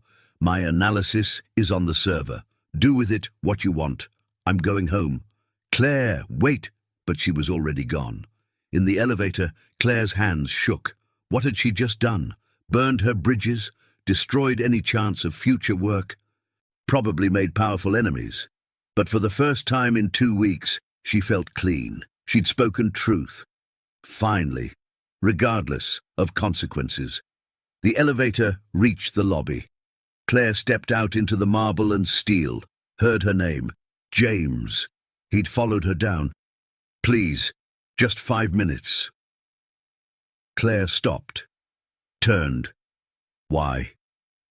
Because I need you to understand this isn't what you think. Then what is it? James ran his hand through his hair. That gesture again. It's complicated. Business is complicated. Sometimes you have to make hard choices. Stop. Claire held up her hand. Don't explain it away. Don't make it complicated. You used my work to hurt people. Either own that or don't, but don't insult me by pretending it was necessary. In business, yeah, sometimes it is. In life, it never is. Claire's voice was steady now. You asked me what Patricia was trying to teach you. I think I know. She's teaching you what it feels like to be destroyed by someone you trusted. James flinched. You did that to her. Your marriage, your partnership. You chose the company over her every time, just like you chose profit over people every time, just like you would have chosen success over me eventually. That's not true, isn't it? You knew Patricia was manipulating me. David told you. But you didn't warn me because you needed my skills too much. Claire stepped closer. I was never a partner. I was a tool, brilliant and useful and temporary. I care about you. You care about what I can do for you. There's a difference. Claire's eyes stung, but she refused to cry. Love that uses you isn't love, James. It's just exploitation with better lighting. That's not fair. Neither is weaponizing someone's skills without their consent. Neither is destroying companies and calling it necessary. Neither is asking someone to forget who they are, to become who you need. Claire picked up her bag. I'm going home. To my small library and my small life. And I'm going to remember why I chose it in the first place. I could make you regional director, James said desperately. Real authority. Change things from inside. I don't want to change your company. I want you to change, and I can't do that for you. Claire moved toward the door. Goodbye, James. Claire, please, He stopped, swallowed hard. I love you. The words hung between them. Claire turned back, looked at him standing in his expensive suit in his marble lobby surrounded by everything he'd built. No, you don't. You love that I made you feel something. You love that I reminded you life exists outside these walls. But you don't love me. You barely know me. Then let me know you. Come back. We'll figure this out. There's nothing to figure out. You're standing in your kingdom and I'm going home to mine. They don't overlap. They could, at what cost? Mine, my identity, my values. Claire shook her head. I won't disappear for you. Won't become some corporate wife who decorates your life and validates your choices. I'm worth more than that. I know you are. Then let me go. James opened his mouth, closed it. Something in his face crumbled. "I'm sorry," he said finally, "for using you, for not seeing you, for making you feel like you had to choose." "I did have to choose. We both did." Claire's voice softened. "Maybe someday you'll choose differently, but I can't wait for that. I have to save myself." She walked out into the afternoon light, got in her car, drove away from the glass tower. This time, she didn't look back. 3 months later, Claire was reorganizing the children's section when Rebecca brought her coffee. "Your favorite patron is here." Claire looked up. "Who?" "That new ESL student, Maria. She's in the reference section practicing citizenship test questions." Claire smiled. "I'll go help her." The past 3 months had been hard. Rebuilding trust, rediscovering joy, learning to be present instead of performing presence. She'd started therapy, talked about perfectionism, about the need for external validation, about forgetting that enough was a feast. Slowly, piece by piece, she'd reassembled herself. The library felt like home again. Her apartment felt sufficient. Her life felt full instead of small. Most days, some days she still thought about the glass tower, about James's hands, about the feeling of being essential. Those days were getting fewer. Rebecca had forgiven her, slowly, through consistent action, through choosing the library over prestige again and again. Mr. Harrison's letter stayed on Claire's desk, a daily reminder. "Stay rooted, dear friend. The tallest trees grow deepest roots." Claire helped Maria practice English for 2 hours, watched her confidence grow, saw the moment when impossible became possible. This was impact, real, measurable, human. After Maria left, Claire checked her email. One new message, from an address she didn't recognize. Subject, "Thought you'd want to know." She almost deleted it, then saw the sender name, Sarah Harrison, Mr. Harrison's daughter. Claire opened it. "Hi, Claire. I've been thinking about our conversation at Dad's funeral, about showing up, being present. I wanted you to know that your ESL program was featured in the state education newsletter. They're using it as a model for other small libraries. Your work is spreading. Dad would be so proud." Sarah attached was the newsletter. Claire's photo, her program, testimonials from students whose lives had changed. Rebecca leaned over her shoulder. "Read the email." "Look at that. Regional impact without selling your soul." Claire laughed. It felt good, real. Her phone buzzed. Unknown number. She almost didn't answer. Then recognized the area code. Manhattan. "Hello." "Claire Thompson." A woman's voice. Professional, warm. "Yes? This is Jennifer Kim from the New York State Library Association. We read about your ESL program. We'd like to offer you a position, Regional Coordinator for Immigrant Services. You'd train librarians across the state, develop curricula, advocate for funding." Claire's heart jumped. The position is based in Albany. Modest salary compared to corporate work, but meaningful impact. You'd be helping thousands of families. Can I think about it?" "Of course. Email me when you're ready. But Claire, what you've built in Maple Grove is remarkable. We need people like you, people who remember that libraries are about people, not just books." After she hung up, Rebecca was watching her. "Regional coordinator?" Rebecca asked. "Yeah. You going to take it?"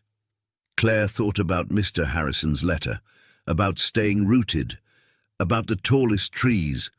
"I don't know. Albany's only 2 hours away. I could commute or split my time.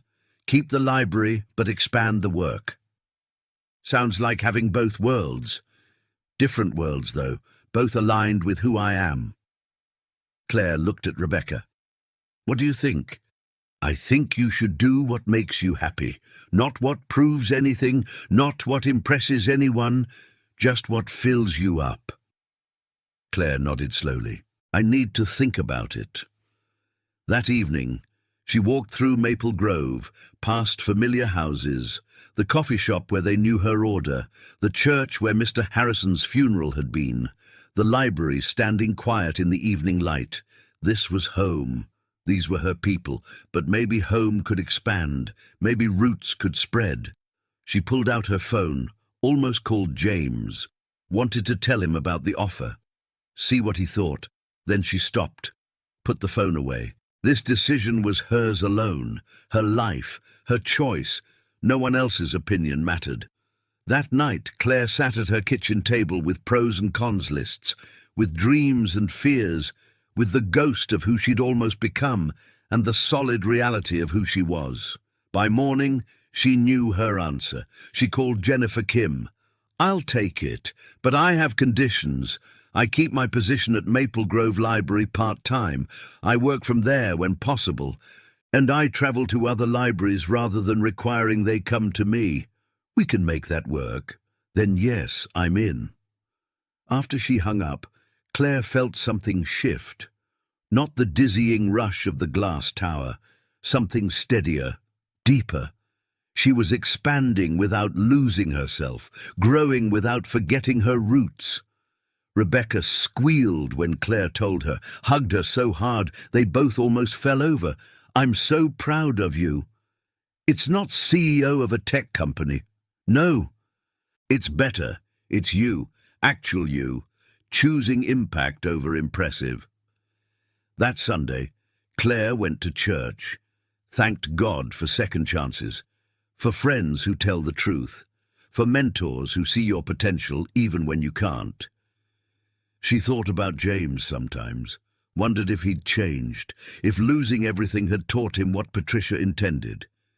But she didn't reach out, didn't check. That chapter was closed. One Tuesday afternoon, 2 months into her new position, Claire was at the Maple Grove Library, preparing a training session, when Rebecca poked her head in. "You have a visitor." "Who?" Rebecca's expression was unreadable. "You should probably see for yourself." Claire walked to the main desk. James Walker stood in the lobby. Jeans, simple sweater, no expensive suit, no polished armor. He looked different, softer somehow, more real. Their eyes met. Claire felt her pulse jump, then steady. "Hi," he said. "Hi." Silence stretched between them, full of everything unsaid. "I read about your new position," James said finally. "Congratulations." "Thank you. I wanted to—" He stopped, started again. "I wanted to apologize, face to face, for using you, for not seeing you, for making you feel like you had to choose between yourself and my world." Claire nodded slowly. "Okay, that's it, okay? What do you want me to say, James?" "I don't know. Maybe that you forgive me, that we could try again." Claire took a breath. "I forgive you, but we're not trying again." Pain flashed across his face. "Why not?" "Because you're still you and I'm still me, and those two people don't fit." She met his eyes. "I hope you've changed. I hope you've learned. But I can't be part of your journey. I have my own. I have changed." He moved closer. "I stepped down as CEO, started teaching business ethics at NYU, sold the penthouse. I'm in therapy, working on—" He gestured vaguely. "Everything. I'm glad, truly. But that's for you, not for me." "Claire, no." Gentle but firm. "I spent 3 months putting myself back together after you. I'm not risking that again. Not even for the version of you who's learned and grown. So that's it. And we ended 3 months ago. This is just me confirming it." Claire's voice was kind. "You'll be okay. You're strong. You'll find someone who fits your world.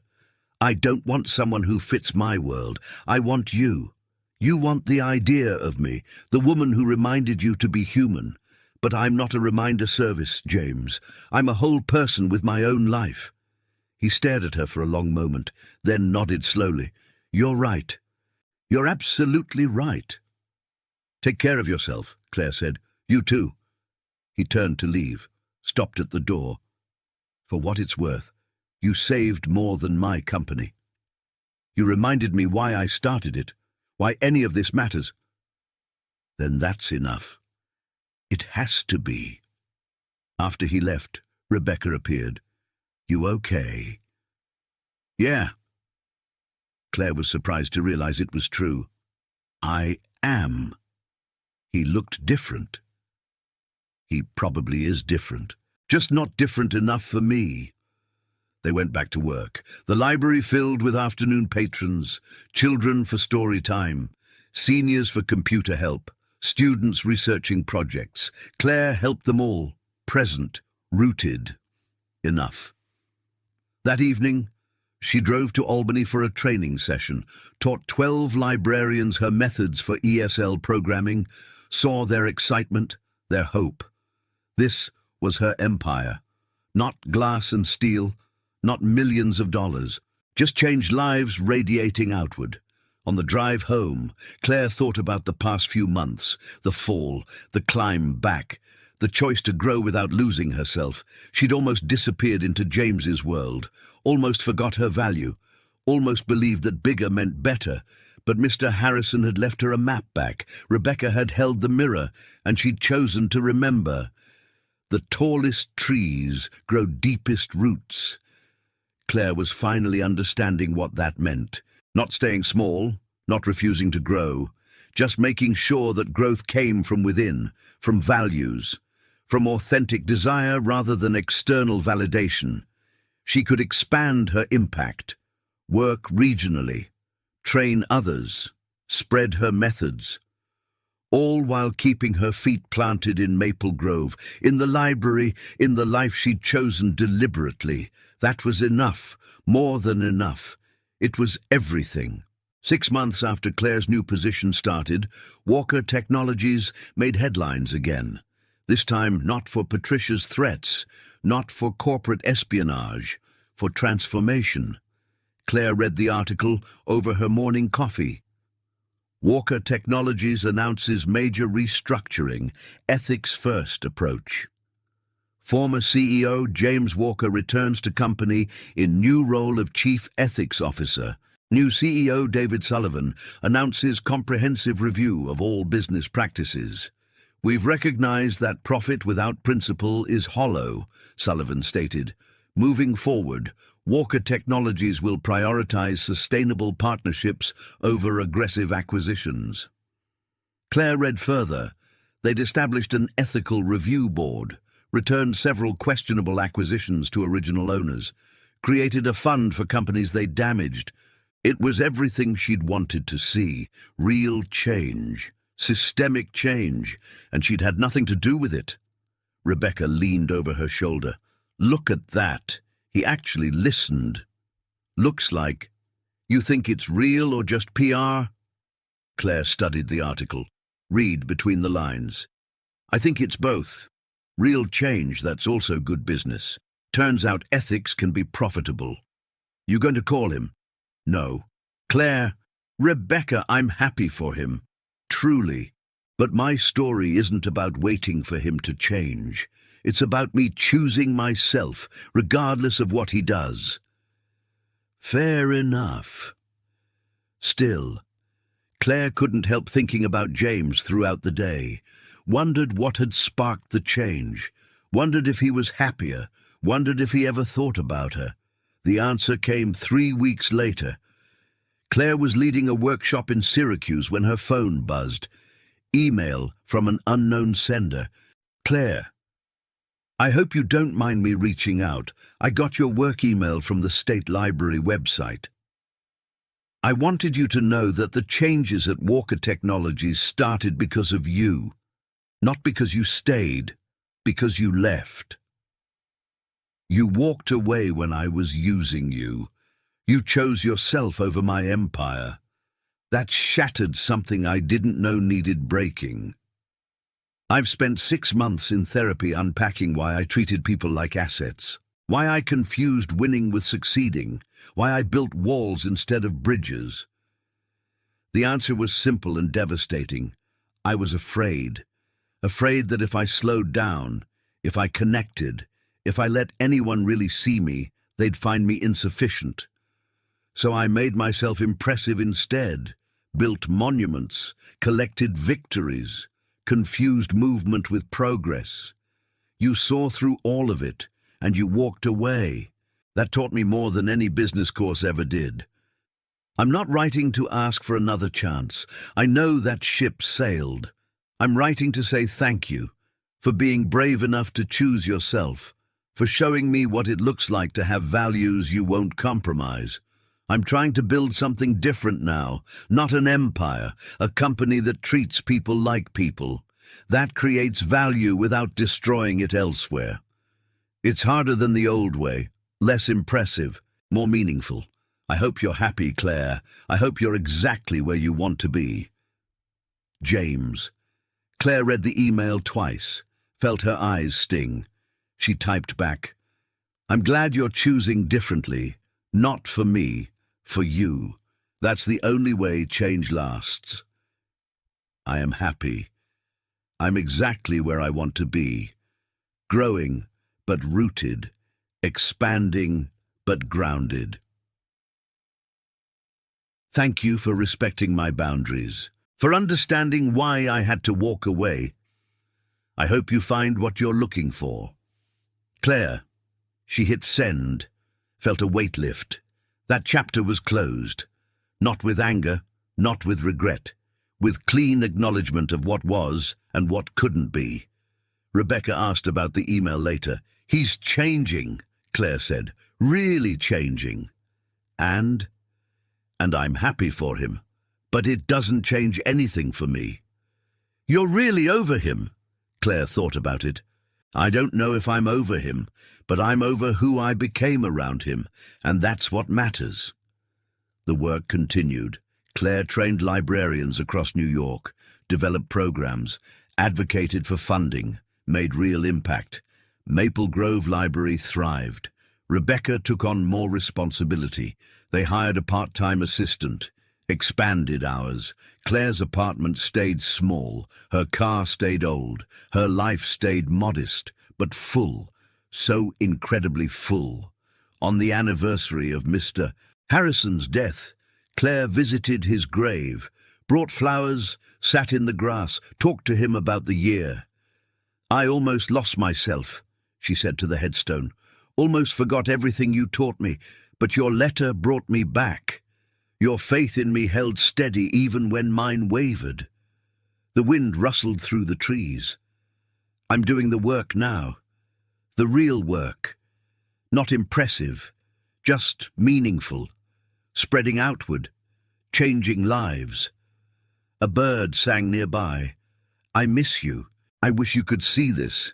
See me, finally understanding what you always knew. She sat for an hour, then went home, made dinner, called her mom, read before bed. Ordinary, beautiful. Enough. 2 years after that first day, James walked into her library. Claire got another email, this one from Jennifer Kim. Claire. I hope you're sitting down. The National Library Association wants to feature your ESL program as a national model. They're offering grant funding to replicate it in 20 states. This is it. This is your program going nationwide. Call me. We need to talk about what this means for your role. Claire sat at her desk in the Maple Grove Library. Same worn carpet, same shabby chairs, same view of the street she'd known her entire life.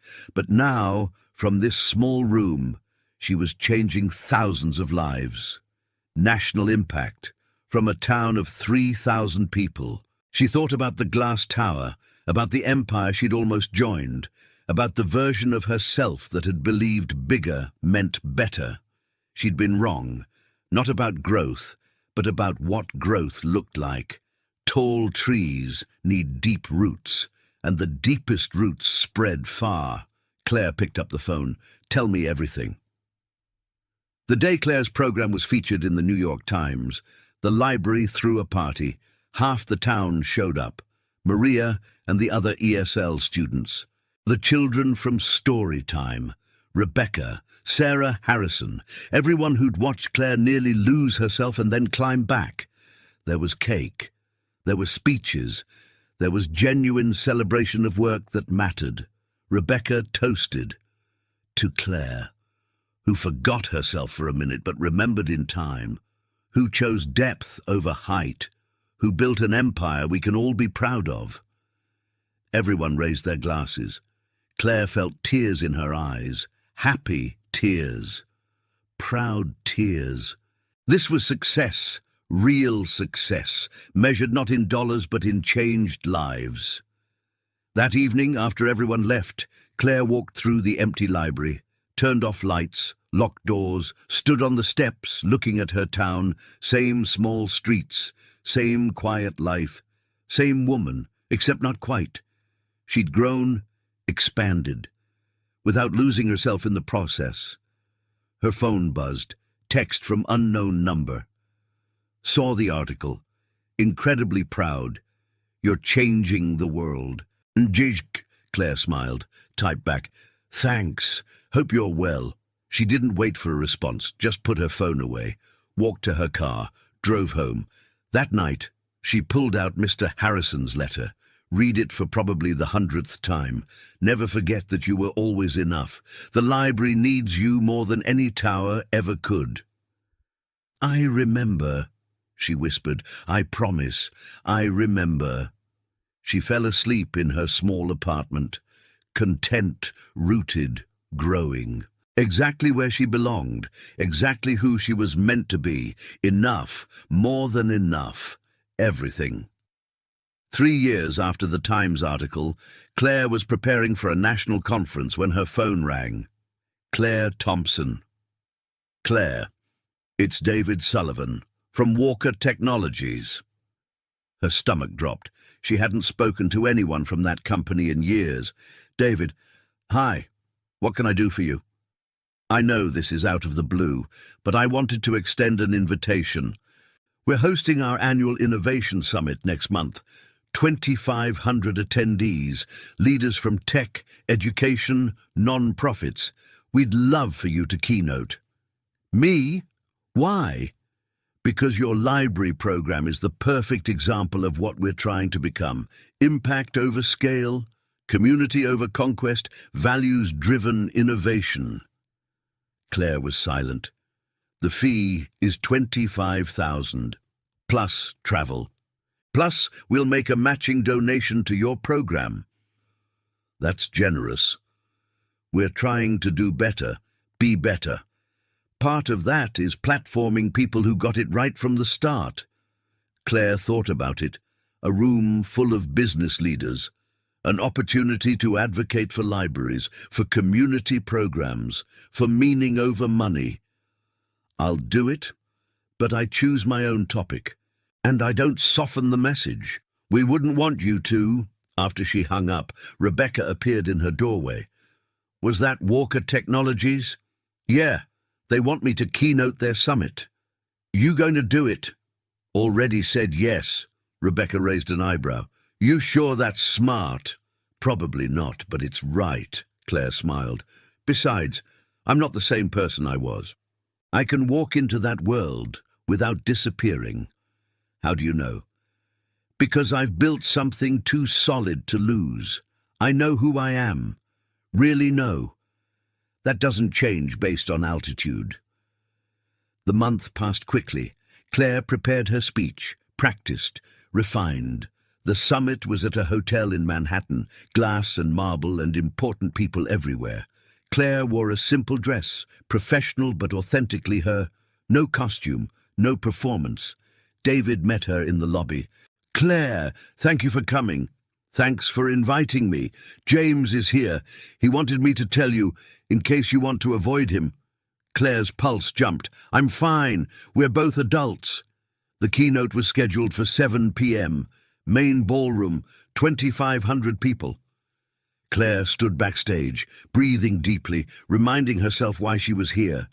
Not to impress, to impact, to speak truth. Her name was called.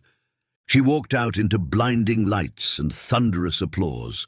2,500 faces, all looking at her. Among them, in the third row, James Walker, older, steadier, watching her with something like reverence. Claire took the podium. "Good evening, my name is Claire Thompson. I'm a librarian from a town you've never heard of, and I'm going to tell you how I almost lost everything by trying to become someone I wasn't." She spoke for 40 minutes, told her story. The glass tower, the seduction of importance, the fall, the climb back. She talked about Mr. Harrison, about Rebecca, about the difference between impressive and meaningful. "You can build empires," she said, looking directly at James, "but empires without ethics are just monuments to ego. Real legacy is measured in changed lives, in communities strengthened, in values you wouldn't compromise even when it cost you everything." She told them about her ESL program, about Maria learning English, about children finding books, about seniors learning technology. That's impact, not millions of dollars, not market dominance. Changed lives, one person at a time, rippling outward. She finished to a standing ovation. Afterward, at the reception, people surrounded her, wanting to talk, to learn, to connect. David approached. That was incredible, exactly what we needed to hear. Then James, moving through the crowd toward her. Claire's heart beat faster. They faced each other, 3 years of growth between them. "Hi," he said, "hi. That speech, Claire, that was—" He stopped, swallowed. "Thank you for telling the truth, even the parts that made me look bad. I didn't tell it to make you look bad. I told it because it was true." "I know." He smiled, sad and genuine. "You look happy, really happy." "I am, you. Getting there. Slowly, learning to measure success differently."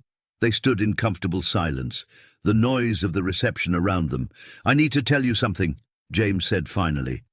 "That night you left, when you walked away, it destroyed me.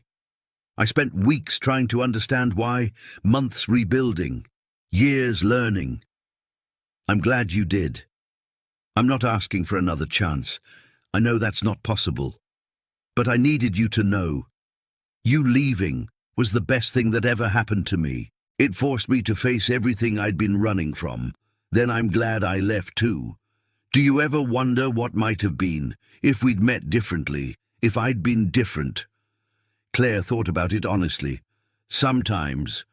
But wondering doesn't change reality. We were who we were. We made the choices we made. I'm at peace with that." "Are you seeing anyone?" The question surprised her. "Not seriously. You?" "No, I'm not ready. Still figuring out who I am without the empire. You'll get there." Someone called her name, another person wanting to discuss her program. "I should go," Claire said. "Of course, but Claire," James touched her arm lightly, "I'm proud of you, what you've built, who you are. I'm just proud." The words settled between them like a blessing.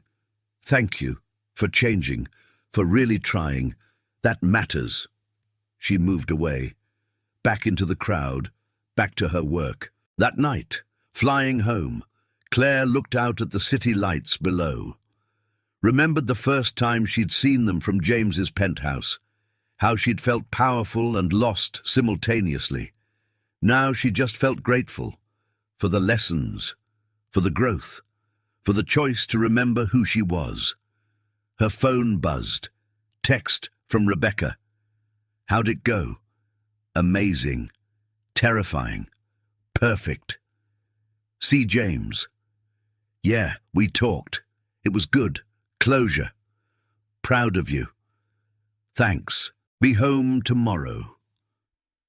Claire put her phone away, closed her eyes, let herself feel it all. The pride, the peace, the knowledge that she'd built something real, not an empire of glass and steel, an empire of connection and meaning. The tallest trees grow deepest roots, and her roots ran deep. 5 years after that first day, James walked into her library. Claire was invited to the White House. The president was hosting literacy advocates. Claire's program, now running in 48 states, had changed over 1 million lives. She brought Rebecca, wore a simple dress, stood in the East Room surrounded by people who dedicated their lives to education. The president shook her hand. "Ms. Thompson, your work is remarkable, a true example of grassroots impact." "Thank you, Madam President. Tell me, how did you start? What made you think a small-town library could change the country?" Claire thought about Mr. Harrison, about his belief that libraries were democracy in action, about the choice to stay rooted while growing outward. "I didn't think it could. I just did the work in front of me, one person at a time. The impact spread on its own. That's beautiful and rare. Most people want to skip the small work, go straight to the spotlight. The small work is the real work. Everything else is just amplification."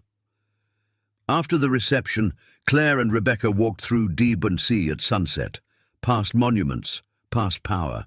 "Can you believe we're here?" Rebecca asked. "Not really. Feels surreal." "You deserve this, every bit of it," Claire smiled. "We deserve it. You were there, keeping me honest, reminding me who I was. Someone had to." They walked in silence for a while. "Do you ever think about him?" Rebecca asked. "James?" "Sometimes. Wonder how he's doing, if he's happy." "You could find out. Google exists." "I could, but I don't want to. That chapter's closed. Knowing more wouldn't change anything." "Fair enough." That night, in her hotel room, Claire broke her own rule. Googled James Walker. He was teaching full-time now. NYU. Business ethics. Had written a book about corporate responsibility. Was engaged to a colleague. Professor of economics. His fiancée looked nothing like Claire. Older, more polished. Someone who fit his world naturally. Claire felt nothing but happiness. He'd found his path. She'd found hers. They'd both grown from the collision of their worlds. She closed the laptop, called her mom, fell asleep content. The next morning, flying home, Claire drafted an email. "James, I hope you don't mind me reaching out. I saw the announcement of your engagement. Congratulations. I wanted you to know I'm genuinely happy for you. You deserve love, partnership, someone who sees you and chooses you. I also wanted to thank you for walking into my library 5 years ago, for disrupting my comfortable life, for teaching me that I could grow without losing myself." Our story didn't end the way romantic stories usually do, but I think it ended perfectly. 2 people helping each other become who they needed to be. I wish you every happiness. Claire. She hit send before she could reconsider. The response came 3 hours later. Claire, thank you for the email, for the grace, for being you. I saw your White House invitation. Incredible. Everything you've built is incredible. You were right about everything, about values, about impact, about the difference between impressive and meaningful. I'm grateful we collided. Even though we couldn't stay in each other's orbits, you changed my trajectory, pointed me towards something real. Sarah, my fiancée, knows about you, about how you saved me. She's grateful too. I wish you every happiness as well. You deserve all the joy in the world. Thank you for walking away. Thank you for choosing yourself. Thank you for showing me what integrity looks like in practice. James. Claire read the email on the plane, felt tears slip down her cheeks. Rebecca, sleeping beside her, stirred. You okay? Yeah, just grateful. For what? For everything. The journey, the lessons, the growth, all of it. She closed her eyes, let herself feel it. The wholeness, the peace, the knowledge that she'd built a life on her own terms, not perfect, not impressive, just real, authentic, meaningful, Exactly what she needed it to be. 10 years after that first day, Claire stood in the Maple Grove Library preparing for a special event. They were dedicating a new wing, the Harrison Wing, funded by donations, grants, and Claire's own contributions from speaking fees over the years. The whole town came. State officials, National Library representatives, students whose lives had been changed, and quietly, in the back, James Walker. Claire saw him during the ceremony. Their eyes met across the room. He nodded. She nodded back after he approached. "Hi, stranger. Hi, yourself." They hugged briefly, easy, uncomplicated. "You came all this way?" Claire asked. "Wouldn't miss it. This building changed my life, even if I was only in it once." "How's married life?" "Good, really good. Sarah keeps me honest, grounded." He smiled. "How about you? Anyone special?" Claire thought about Tom, the history professor she'd been seeing for 6 months. Kind, steady, someone who loved her world without needing to change it. "Maybe it's new. We're taking it slow." "I'm glad. You deserve someone who sees you." "You too." They stood in comfortable silence, a decade of growth between them, the sharp edges smoothed by time and distance. "I should let you get back to your guests," James said. "Thanks for coming. Thank you for letting me." "And Claire," he touched her arm lightly, "thank you for saving my life. I don't mean the company, I mean my actual life. You showed me the difference. You did the work. I just held up a mirror. Still, I'm grateful. Always will be." After he left, Rebecca appeared. He came. "Yeah. How do you feel about that?" Claire watched James leave through the library doors, back to his life, his world, his choices. Grateful for what was, for what is, for what we each became. The dedication ceremony continued. Claire gave a speech, cut a ribbon, watched children run into the new wing with excited squeals. This was legacy, real legacy, not money, not power. Changed lives, strengthened community, values made visible. That evening, Tom took her to dinner. They talked about books, about teaching, about the small joys of daily life. He didn't try to change her, didn't need her to be impressive, just valued her for who she was. It was easy, comfortable, right. After dinner, walking through town, Tom asked, "Do you ever wonder about the roads not taken?" Claire thought about James, about the glass tower, about the version of herself that almost disappeared. "Sometimes, but wondering doesn't mean regretting. I'm exactly where I want to be." "With me?" She smiled. "With me. The rest is just good company." He kissed her. Gentle, patient, no rush. This was what love looked like at 45, steady, grounded, chosen deliberately. Claire went home to her small apartment, made tea, sat at her window looking at her town, same streets, same library, same woman, except not quite. She'd grown, expanded, built something that mattered, and she'd done it without losing herself. The tallest trees grow deepest roots. Her roots ran deep, her branches spread wide, and she was exactly who she was meant to be. Enough. More than enough. Everything. 10 years ago, a billionaire had walked into her library needing help. She'd helped him, lost herself, found herself, grew.